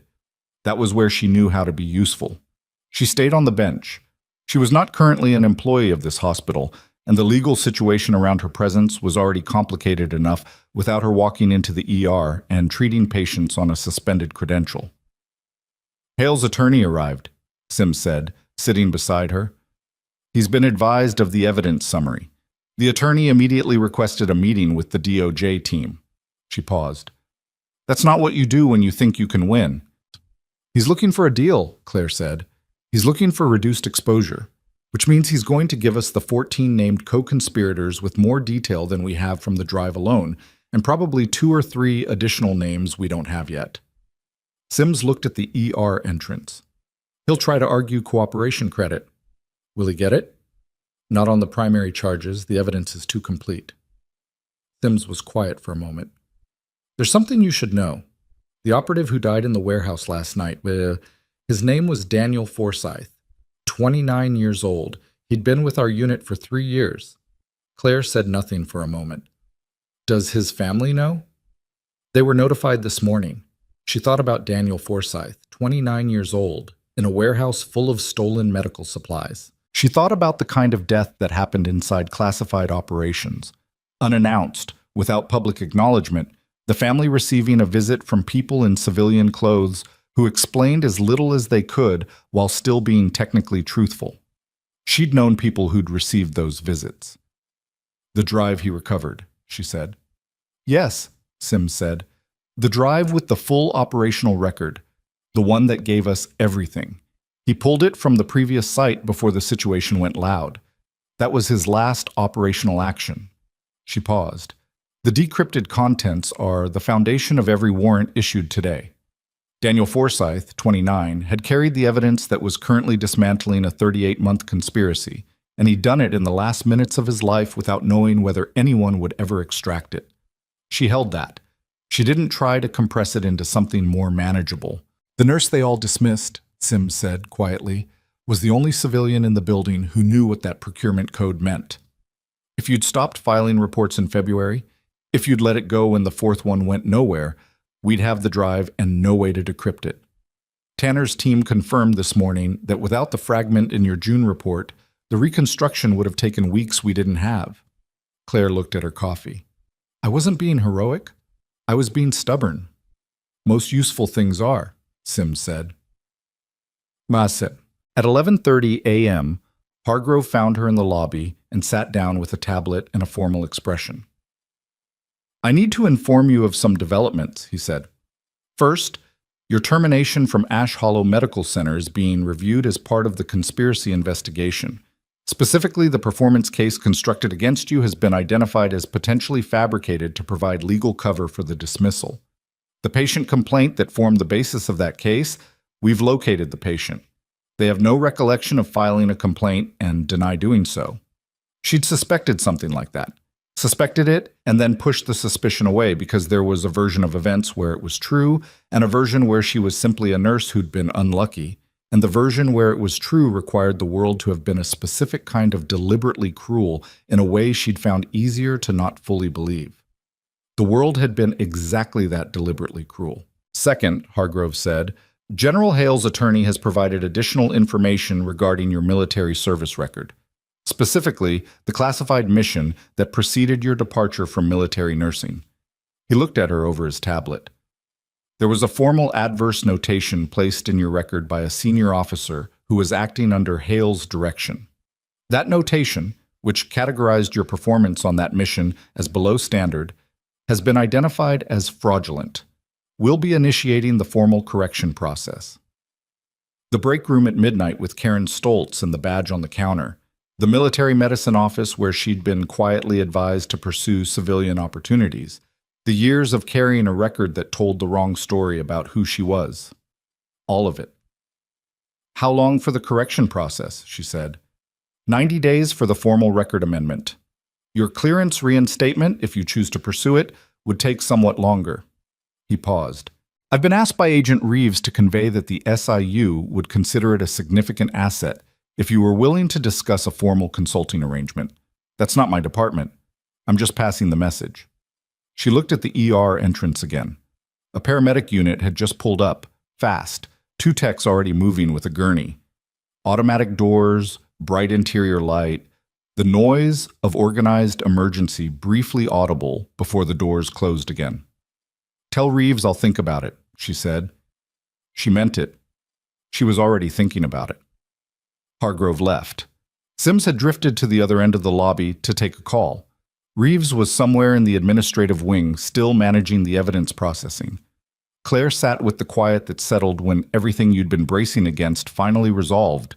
Not peace exactly, more like the specific exhaustion of a structure that had been under pressure for a very long time and had finally been allowed to rest.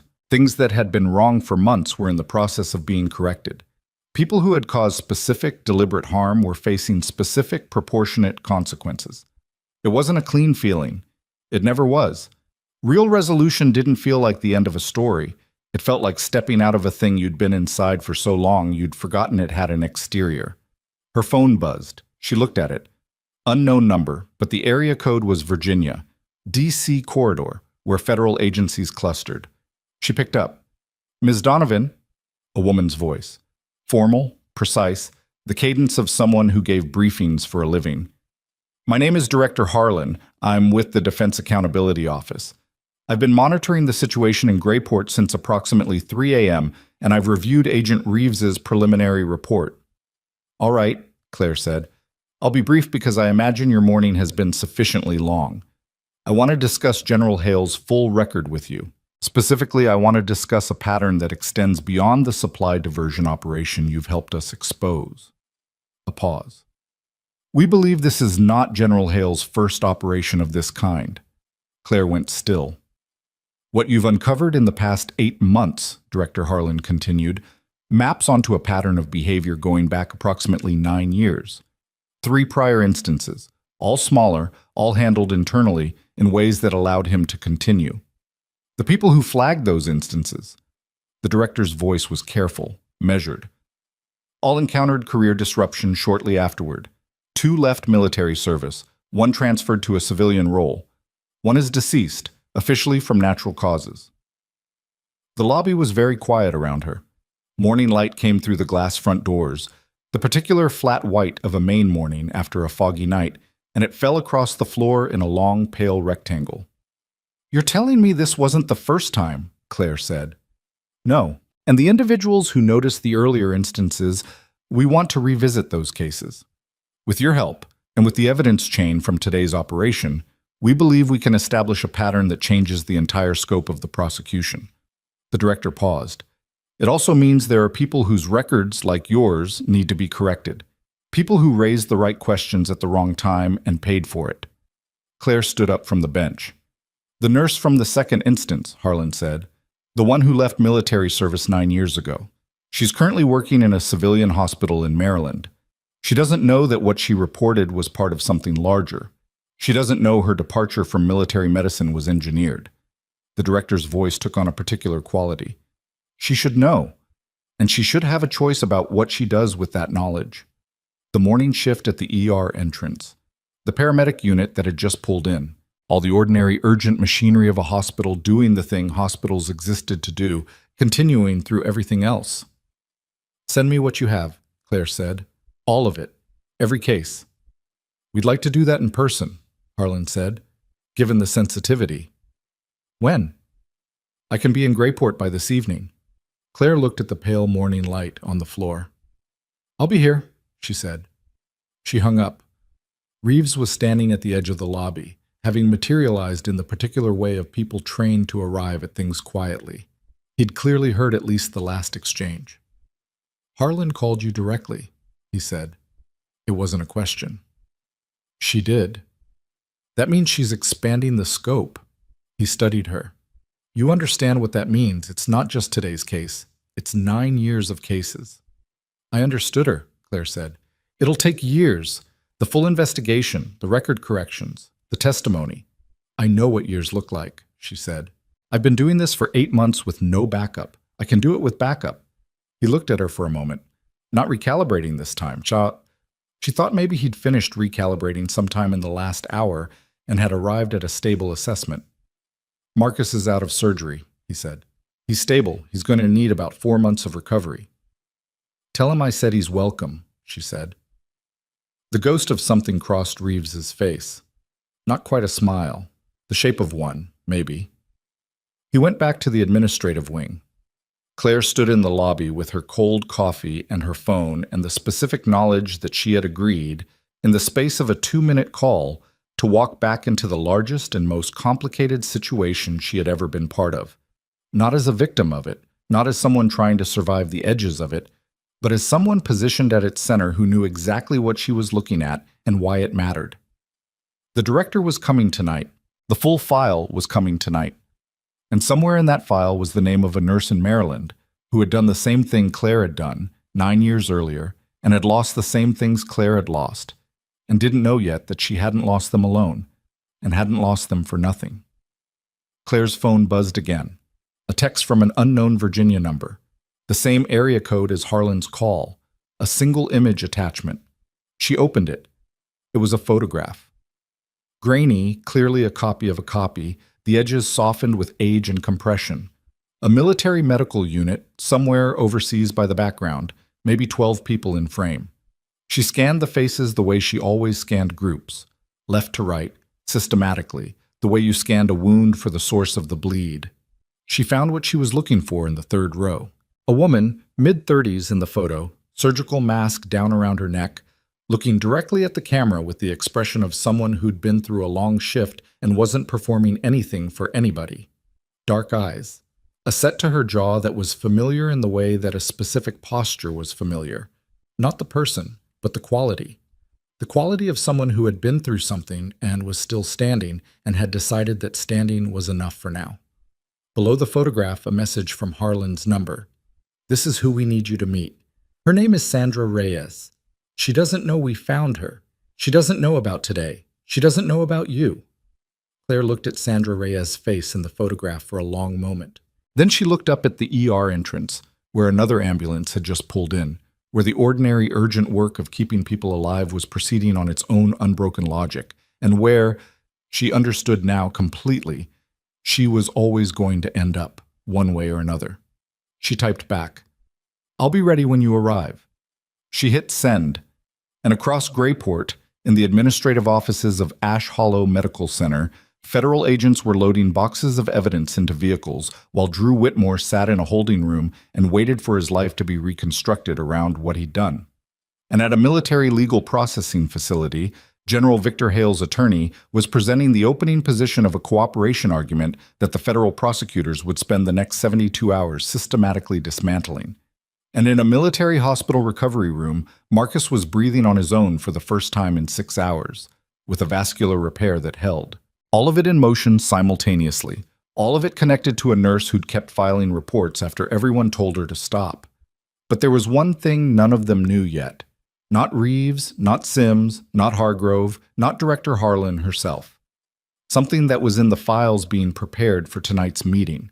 Something buried deep in the records of the second case 9 years earlier, the case Sandra Reyes had stumbled into and been pushed out of. A name in the authorization chain. Not Hale's name, a different name. Someone who had approved the internal suppression of Reyes's report at the time and who had since moved, not out of military service, not into private life, but up.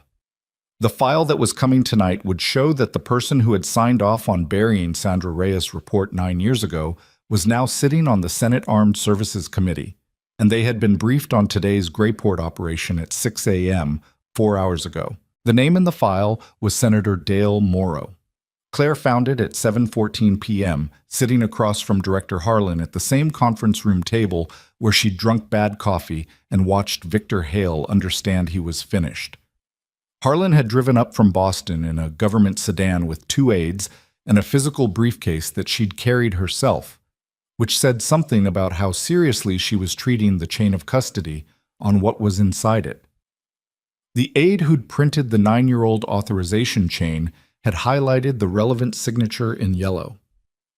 Unnecessary. Claire had found it herself before the aide could point to it. She had a nurse's eye for anomalies in a record and a name at a suppression authorization that belonged to a junior military liaison who had since become a 3-term senator with a seat on the committee that oversaw the Defense Logistics Agency, the same agency Hale had commanded, was the kind of anomaly that didn't need highlighting. She looked at Harlan. He was briefed on today's operation at 6 this morning. Yes. Which means he knew we were moving on Hale before Hale knew. Yes. And you're telling me this at 7 in the evening, Claire said, which means you spent the day deciding whether to tell me at all. Harlan had the grace not to deny it. She was a compact woman in her mid-50s with reading glasses she kept taking on and off, and she had the specific quality of someone who was very good at their job and very clear-eyed about the limits of what their job could accomplish. I spent the day confirming the authorization chain was what the document suggested it was. I didn't want to bring you incomplete information. Is it complete now? It's confirmed, Harlan said. Dale Morrow, then a GS-15 military liaison, signed the internal suppression order on Sandra Reyes's report 9 years ago. The order was routed through Hale's office, and Morrow's signature appears as the secondary authorization, which gave it the interagency weight to close the inquiry without a formal investigation. She set her glasses on the table. At the time, Morrow was positioned as a reformer. He'd built his early career on government accountability messaging. He was protecting Hale's first operation, Claire said. We believe so. We believe he received something in return. We're still tracing the financial connection, but there's a pattern in his early campaign finance records that the FBI's Public Corruption Unit flagged this afternoon when we ran the cross-reference. Reeves was standing by the window. He'd been there since the briefing began, saying very little, which she'd come to understand was his mode of operating when the information was significant enough that adding commentary felt disrespectful to it. He's been informed of Hale's arrest, Claire said. It wasn't a question. He issued a statement at noon calling it a sad day and expressing confidence in due process, Harlan said. He's been on 2 classified intelligence briefings this afternoon. He chairs the subcommittee that would normally oversee any expansion of this investigation. The structure of it was almost elegant, in the way that well-constructed corruption was always almost elegant. Each piece positioned to protect the pieces around it, the whole thing self-reinforcing. Morrow on the Oversight Committee meant that any investigation that tried to climb high enough to reach him would have to pass through an architecture that he had partial control over, almost elegant, almost. Sandra Reyes, Claire said. Does she know about Morrow? Not yet. She knows we've made contact. She knows it's about an investigation connected to her military service. She doesn't know the specifics. Harlan paused. She's willing to talk. She's been willing for 9 years. She just didn't know who to talk to or whether it would matter if she did. Claire thought about that. 9 years of carrying something accurate with nowhere to put it. 9 years of knowing a thing was wrong and having no mechanism to make the wrongness count. She'd had 8 months of that. 8 months had been enough to change the shape of her life. What do you need from me? She said. Your testimony establishes the current operation, Harlan said. Reyes's testimony, combined with the 9-year-old authorization chain, establishes the pattern. Together, they create a record that survives Morrow's oversight position because it predates and postdates it simultaneously. She leaned forward slightly. But there's a practical problem. Morrow knows we have Hale. He doesn't know yet how far the documentation goes. When he finds out, and he will find out because these things move, he'll use whatever committee authority he has to slow the expansion of the investigation. We have a window. How long? 48 hours before his staff connects the 9-year-old record to the current case and brings it to him. Possibly less. Claire looked at the highlighted name on the document. Dale Morrow. 3 terms in the Senate. A reputation for tough questioning of military contractors during public hearings, which she now understood was the specific performance of a man who needed to be seen asking the right questions so nobody asked the right questions about him. What do I have to do? She said. Fine. She called Sandra Reyes that night from her apartment, which she'd returned to for the first time in what felt like a week, but was actually closer to 19 hours. The apartment was exactly as she'd left it, jacket on the chair, half-empty glass of water on the counter from the night before. Her medical text stacked on the kitchen table in the particular order that meant she'd been studying for something she'd now probably never take. The phone rang 4 times before a woman picked up and said cautiously, "Hello?" "Sandra," Claire said. "My name is Claire Donovan. I was a combat trauma nurse before I was a hospital nurse, and 9 years ago, someone buried your report to protect an operation you stumbled into, and I have the documentation that proves it. I want to talk to you about what we can do with that." A long silence. "How did you find me?" Reyes said. "The same way they found me. I kept filing accurate reports until somebody noticed." Another silence. Shorter. Something shifting in it. "You said we," Reyes said. "What does that mean?" "It means you're not doing this alone," Claire said. "Neither am I. Neither of us ever should have been." The conversation lasted 2 hours. Claire sat on her kitchen floor with her back against the cabinets because the chair felt too formal for what they were actually doing, which was 2 women who had never met reconstructing the parallel architecture of what had been done to both of them and figuring out what to build from the remains. Reyes was 39, she learned. She'd been working as a civilian trauma coordinator at a hospital in Maryland for 6 years, having left military nursing under circumstances that had been explained to her as a performance issue, and that she'd spent 9 years knowing wasn't true and being unable to prove. She had a daughter named Maya, who was 7 and who was apparently asleep in the next room for most of the call, which gave the conversation a specific quality of hushed urgency that Claire found unexpectedly moving. "I filed 3 reports," Reyes said, "over 4 months. Each one more detailed than the last, because I thought the problem was that they didn't have enough information. I thought if I gave them enough specific data, they'd have to act." "I did the same thing," Claire said. 53 reports in 8 months. 53. A breath. "Did it work?" "It worked differently than I intended," Claire said. "But yes, it worked." She told Reyes the shape of what had happened. The warehouse, Marcus, the drive, Hale's arrest, Morrow's name in the authorization chain. She kept it factual and didn't editorialize because Reyes didn't need interpretation. She needed information, and she was clearly someone who could handle information and draw her own conclusions. "He signed the suppression order," Reyes said when Claire finished. Her voice was very controlled, the kind of controlled that took effort. "Yes." "And now he's on the oversight committee." "Yes." Another long silence. "My daughter was born 6 months after I left military nursing," Reyes said. "I left because the environment had become hostile and my record had been compromised and there was no pathway forward. I left because I thought I'd failed." Her voice did something briefly complicated and then steadied. "I have been telling myself for 9 years that I should have stayed, that I should have pushed harder, that if I just—" She stopped. "You did everything right," Claire said. "They were bigger than what any one person could push against alone. That's not your failure, that's their design. Knowing that doesn't fix the 9 years. No," Claire said, "it doesn't." She didn't try to make that less true. Some things didn't get softer just because you finally understood them. "Will my testimony help?" Reyes asked. "Your testimony closes the pattern," Claire said.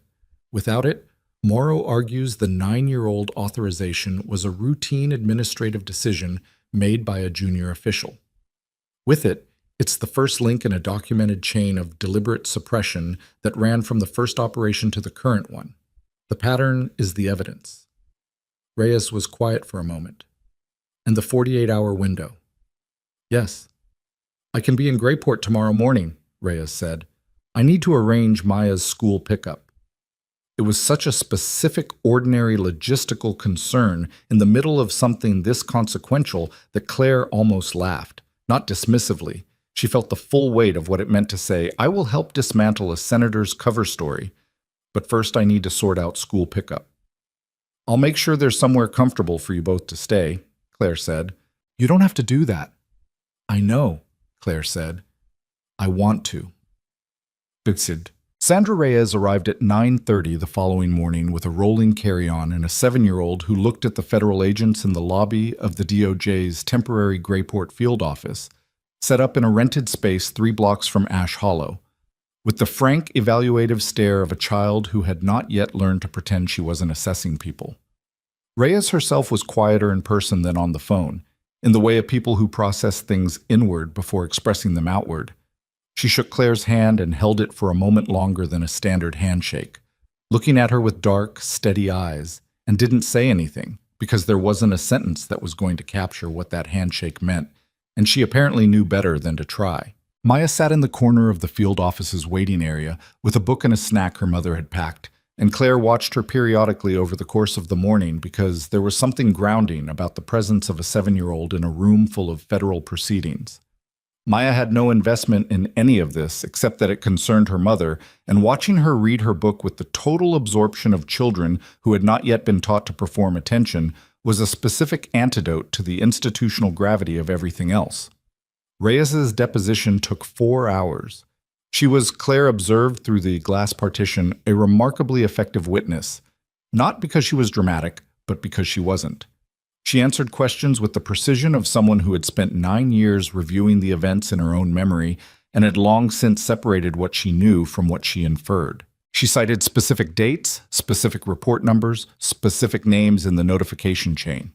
When the DOJ attorney asked her to describe the conversation in which she'd been advised to leave military nursing, she described it in exact language. including the specific phrase used by the officer who delivered the message. A phrase that appeared word for word in Hale's internal operational notes about managing personnel who were observing anomalies. The attorney underlined it twice. By 2 p.m., the DOJ had enough to formally expand the investigation to include Senator Dale Morrow under a sealed inquiry that would run parallel to the Hale prosecution. The sealed nature of it meant Morrow's committee authority couldn't be used to interfere before the evidence was locked. The 48-hour window had been enough, barely. Harlan found Claire in the hallway outside the deposition room. "It held," Harlan said. "Yes." "You understand that the Morrow piece is going to take considerably longer than the Hale case. Sitting senators have significant legal resources and procedural protections." "I know," Claire said. "I have time." Harlan looked at her with the appraising quality she'd had since their first meeting, the look of someone taking accurate measure. "Reeves submitted a formal recommendation for your consulting engagement this morning. So did I, independently." She paused. "You'd be working within the Defense Accountability Office's investigative framework, specifically on medical supply chain integrity, identifying irregularities, building the evidence base, liaising with clinical staff who may have observed anomalies without understanding their significance." "Like I was," Claire said. "Like you were," Harlan said. "Except now you'd know what you were looking for and you'd have the institutional backing to do something about it." Claire thought about it. Not the romantic version of thinking about it. Not the narrative where she said yes immediately because it was the obviously right thing and the moment called for it, but the actual version which involved thinking about what it would cost and what it would require and whether she was actually built for it, not in the crisis mode way she'd demonstrated over the past 30 hours, but in the sustained, grinding, unglamorous way that real investigative work actually operated. She was 31 years old. She'd been a combat trauma nurse. She'd spent 8 months filing reports that nobody wanted to read. She'd kept a man alive on a warehouse floor with field gear and muscle memory. She'd walked into a building in the dark knowing 2 unauthorized people were inside and done it anyway because the alternative was watching evidence disappear. She was not fearless. She was afraid of things constantly. She'd been afraid for most of the past 30 hours, and she'd been afraid for most of the past 8 months. And she'd been afraid during her military service for stretches of time that she still occasionally revisited in the particular way you revisited things that hadn't fully resolved. But fear had never been the thing that stopped her. What had stopped her, when she stopped, was not knowing that her work mattered, not knowing that someone was receiving it, filing into a void and wondering each time whether this was the report that finally proved she was wrong to keep trying. That part was over. "Yes," she said. "I'll take the engagement." The formal charges against Victor Hale were filed on a Thursday, 6 days after the Grayport operation. 112 counts: federal fraud, conspiracy, illegal diversion of government property, obstruction. The indictment was unsealed at 10 a.m., and the announcement came from the DOJ's main press office in Washington, which meant it ran on every major network by noon. Claire watched it on her laptop in the small hotel room she'd been staying in, while her apartment was being treated as a peripheral evidence location. There'd been surveillance on the building they'd found, going back 4 months, which was its own thing to absorb on top of everything else. The press conference was brief. A DOJ spokesperson read the charges. Behind her, projected on a screen, was a summary of the diversion operation: scale, timeline, estimated value. $40 to $60 million in diverted military medical supplies over 38 months. 14 co-conspirators charged. A network spanning military procurement and civilian hospital administration. The spokesperson did not name Claire Donovan. That was by design. Her formal cooperation status meant her name stayed out of the public record until the prosecution team determined it was tactically useful to release it. She'd agreed to that. She wasn't interested in press conferences. What she was watching for was Hale's face, which the cameras found when he was walked into the federal courthouse in a dark suit with his attorney beside him, and the particular expression of a man who had spent 30 years being publicly important and was now being publicly something else entirely. He didn't look at the cameras. She'd expected that. What she hadn't expected was seen, just over his shoulder as he entered the courthouse, a cluster of uniformed military officers who'd gathered on the steps. Not supporters. Their body language was wrong for that. They were there to witness, to be present at the specific public moment when a man who had worn the same uniform they wore was being walked into a federal building in handcuffs. She understood that. There was something in collective institutional witnessing that served a function. The acknowledgement that this happened, that someone who operated under authority had corrupted it, and that the institution itself was choosing to see that rather than look away. She closed the laptop. Drew Whitmore's plea agreement was entered 11 days later. He cooperated fully in exchange for reduced sentencing, which meant he gave the prosecution every financial record, every communication, every contact name he had. His testimony corroborated and extended everything in the recovered documentation. His attorney called it a difficult but necessary decision. The federal prosecutors called it comprehensive.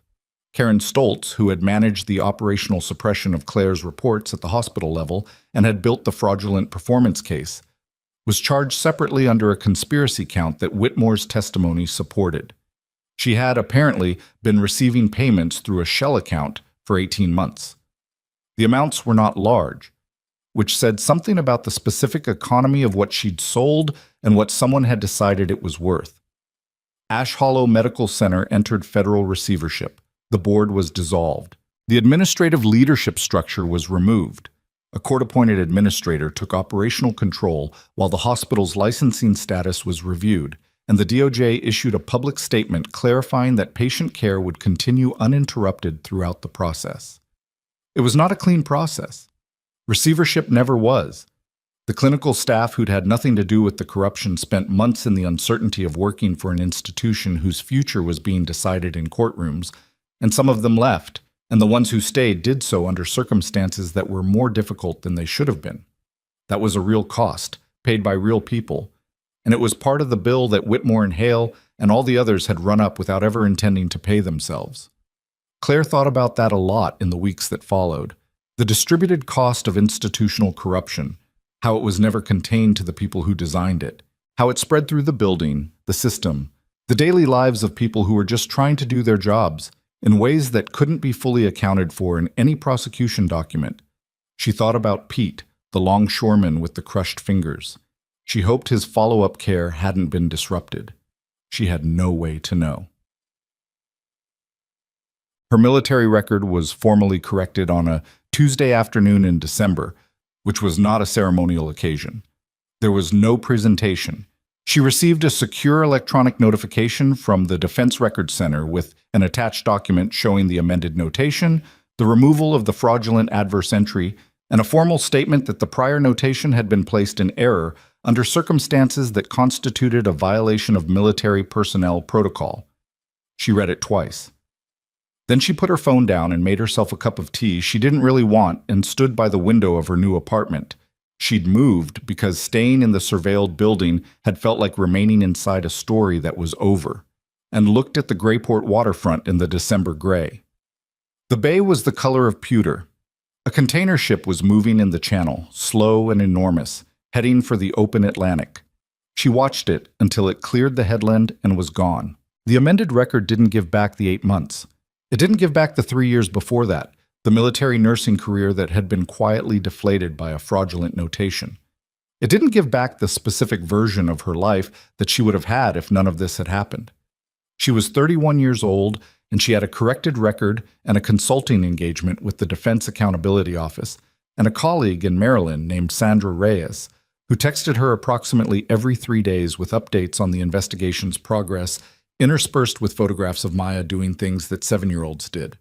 Last week it had been a drawing Maya had made of what she described as the nurse who helped Mama, which was a generous portrait in crayon that bore no particular resemblance to Claire, but had clearly been produced with significant enthusiasm. Claire had put it on her refrigerator. It was not everything. It was also not nothing. She went back to work in January. Not at Ash Hollow. That institution was still in the long process of being reconstituted. And even when it emerged from receivership, it would be a different building than the one she'd spent 8 years inside. She picked up per diem shifts at Harwick Community Hospital, 12 miles up the coast, because she needed to be doing clinical work alongside the investigative consulting, or she didn't feel fully like herself. Reeves had asked if the dual role was too much. She'd told him it was the right amount. Harwick was a smaller facility than Ash Hollow, with a smaller ER and a different rhythm, and she spent the first 2 weeks recalibrating to the specific acoustic and spatial grammar of a new hospital the way you calibrated to any new environment, systematically, without rushing, letting the pattern establish itself. On her third shift, she caught an inventory discrepancy in the trauma supply cabinet. It was small, 3 units of a specific wound packing material that should have been restocked 4 days earlier and hadn't been. Probably a logistics delay. Probably completely unremarkable. She documented it anyway. Filed a formal notation in the supply management system with the specific item code, the expected restock date, and the current shortage quantity. Flagged it for the supply chain coordinator. The charge nurse at the station next to her watched her do this and said, mildly, "You know that's probably just a shipping delay." "Probably," Claire said. "So why?" "Because probably isn't definitely," Claire said. "And the documentation costs me 3 minutes and might matter to someone eventually." The charge nurse considered this. "You're going to be one of those nurses who documents everything, aren't you?" "Already am," Claire said, and moved on to her next patient. Senator Dale Morrow resigned from his committee positions in February, citing personal health reasons, which was the language that people used when their personal health reasons were a sealed federal investigation that their attorneys had advised them was no longer possible to outrun. The resignation was reported as a surprise by outlets that hadn't been tracking the pattern. It was not a surprise to anyone who had. The sealed inquiry was unsealed 6 weeks later, in the second week of March, and the announcement came from the same DOJ office that had announced Hale's charges. This time the press conference was longer. The spokesperson named specific counts: conspiracy, obstruction, misuse of official position, campaign finance violations connected to payments received from entities linked to Hale's network. The financial connection that Harlan had suspected was documented in full. Over 9 years, Morrow had received just over $2 million in obscured payments routed through 4 different financial vehicles. He resigned from the Senate the same afternoon. There were photographers outside his Washington office. He walked to his car with his head down and his attorney's hand on his arm, and the photographs that ran the next morning showed a man in a dark coat with gray hair and the expression of someone who had made a very long series of calculations and arrived at the wrong answer every single time. Claire saw those photographs on her phone while she was on a break between shifts at Harwick. She looked at them for about 10 seconds. Then she put her phone away and went back to work. She didn't feel triumphant. She'd thought she might feel triumphant, had anticipated it the way you anticipated the feeling of putting something very heavy down after carrying it for a long time.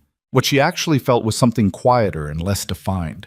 The recognition that a process that should have existed in the first place had finally run its course. That was less exciting than triumph. It was also more honest.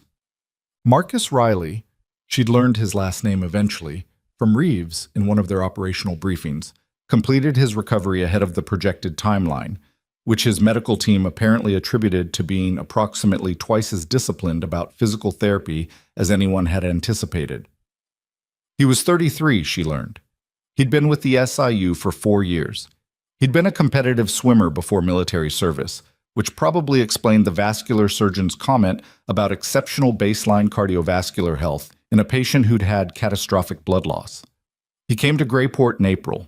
She met him at a coffee shop on the waterfront because it seemed like a more reasonable location than any of the official venues that had contained all her other conversations about these events. He was bigger in person than she'd registered from the warehouse floor. When you were working on someone, you were working, not observing. And he walked with a slight compensation in his gait that would probably resolve over time and might not entirely. He sat down across from her and looked at her with the direct, unguarded quality of someone who'd been in enough situations where pretense was useless that they'd stopped bothering with it in daily life. "I don't know how to do this correctly," he said. "I've been trying to figure out what you say to the person who kept you alive." "You don't have to say anything specific," she said. "I was doing my job." "That's what Reeves said you'd say." He wrapped his hands around his coffee cup. "He also said you'd probably try to redirect the conversation to operational logistics within 5 minutes." "He's not wrong," she admitted. Marcus looked at her. Not the way people looked when they were assessing or calculating, the way they looked when they were just seeing. "Thank you," he said. "That's the whole thing. That's all I've got." She nodded. "You're welcome." They talked for an hour, not about the operation, or not only about the operation. He told her about the swimmer thing. She told him about the first time she'd kept someone alive in conditions she hadn't been trained for, on her second deployment, in the back of a moving vehicle with insufficient equipment, with the specific feeling of having to solve a problem in real time using only what she had and what she knew, and the not knowing whether it was going to be enough. "That feeling," he said, "does it go away?" "No," she said, "but it gets familiar, and familiar is workable." He nodded. Like that was the useful answer, not the comfortable one, and he knew the difference. In May, the Grayport ER nursing staff collectively nominated Claire Donovan for the Maine State Nurses Association's annual Clinical Excellence Recognition. They did it without telling her, and the first she heard about it was when the MSNA sent a formal notification to her registered address. She read the nomination letter, submitted by the Harwick nursing staff on her behalf, with signatures from 12 colleagues she'd worked alongside for 4 months, and felt something that she didn't have a precise clinical term for. The particular feeling of being seen by the people whose seeing meant most, because they were the ones who understood what they were looking at. She'd worked alongside these 12 people for 4 months. She hadn't told any of them about Ash Hollow, or the warehouse, or the federal case. She'd shown up, done the work, documented accurately, treated patients with the full attention they deserved, and been the kind of colleague who noticed when the supply cabinet needed restocking and said so. That was what they'd nominated her for. The ordinary version of the same thing she'd been doing all along. She submitted the acceptance of the nomination on a Wednesday afternoon and then drove to the waterfront because she needed the open air. The Atlantic in May was a different substance than the Atlantic in October. The light different, the cold different, the smell of it carrying something that was almost but not quite warmth. She parked and walked down to the water and stood on the rocky shore with the wind moving her jacket and the waves coming in at their usual indifferent pace, and she thought about what she had and what it had cost, and whether the math worked out. It didn't, really. The math never worked out on these things if you tried to balance it like a ledger.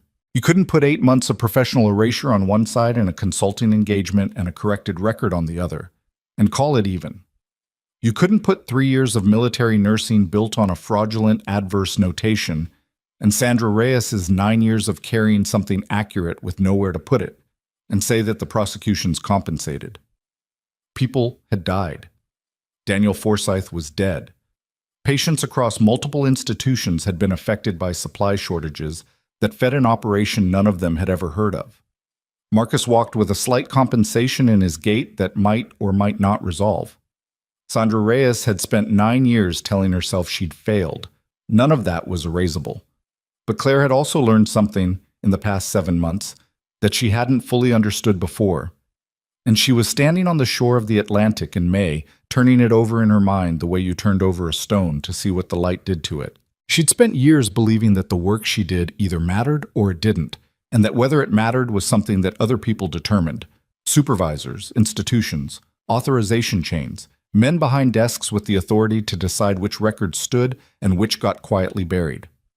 She'd believed that her job was to do the work correctly and hope that the people receiving it would receive it correctly, and that when they didn't, the failure was somewhere in her. She'd been wrong about that. The work had mattered every single time.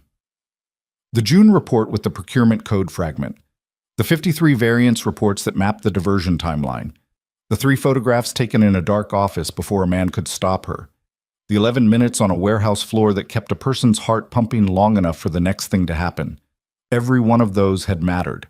The fact that the people receiving them had been actively working to make them not matter didn't change what they were. A true thing was still true while someone was trying to bury it. Accurate documentation was still accurate while someone was deleting it from the Active Directory. The corruption had been trying to erase a record. It had never succeeded. It had only ever delayed it. She was the reason the delay ended, and she hadn't done anything extraordinary to make that happen. She'd done the thing she'd always done, noticed what was wrong, documented it precisely, and refused to stop because she knew what missing supplies meant in practice. The ordinary version of her, the one who'd been dismissed as exhausted and ordinary, had been exactly enough. That was not a comfortable lesson. She'd have preferred a version where she was remarkable in some clear way, where there was a specific skill or gift that had made the difference. The actual lesson was less satisfying and more durable, that the difference between things changing and not changing was often just someone with accurate observations and the stubbornness to keep making them. There was a version of this where she'd burned out earlier, where she'd stopped filing in March, when the fourth report went nowhere, when the exhaustion of fighting an institutional wall with paper felt genuinely futile. She'd almost stopped. She'd sat in the break room on a Tuesday in March and thought about stopping, and then she'd gone home and slept and come back and written the next report. Not because she'd known, not because she'd seen what was coming or understood what she was holding. She'd done it because the alternative was letting a wrong thing stay wrong while she had the capacity to do something about it, and she hadn't been able to reconcile herself to that. The ordinary stubbornness of someone who knew that gaps in supply cabinets had names, real people who needed what should have been there. That had been enough. She stood on the shore until the light started to change, until the afternoon softened toward evening and the water picked up the first traces of gold that preceded sunset, and then she walked back to her car. Reeves had sent her a briefing package that morning about a new irregularity flagged in military medical supply distribution in the Pacific Theater.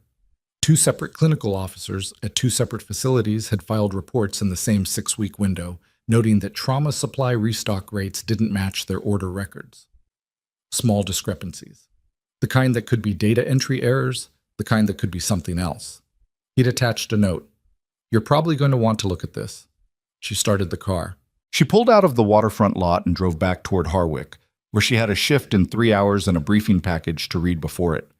And the Atlantic stayed visible in her rear-view mirror for a long time before the road curved inland and the water disappeared behind the tree line. She didn't look back when it went. She was already thinking about the next report. Some stories end with a medal and a press conference. This one ended with a nurse reading a briefing document before a shift in a car that needed an oil change, thinking about supply chain irregularities in the Pacific Theater. It ended with a woman who'd been told she was ordinary deciding that ordinary was never the insult they'd meant it to be. It ended the way most actual justice ends, not with a clean line, but with a tilt, a shift in who holds the weight. The people who believed she was disposable were sitting in courtrooms. The people who needed her to stay quiet were losing their committee positions and their freedom and their carefully constructed public stories. And the nurse they'd all decided was nothing kept showing up to work. That was the whole thing. That was enough.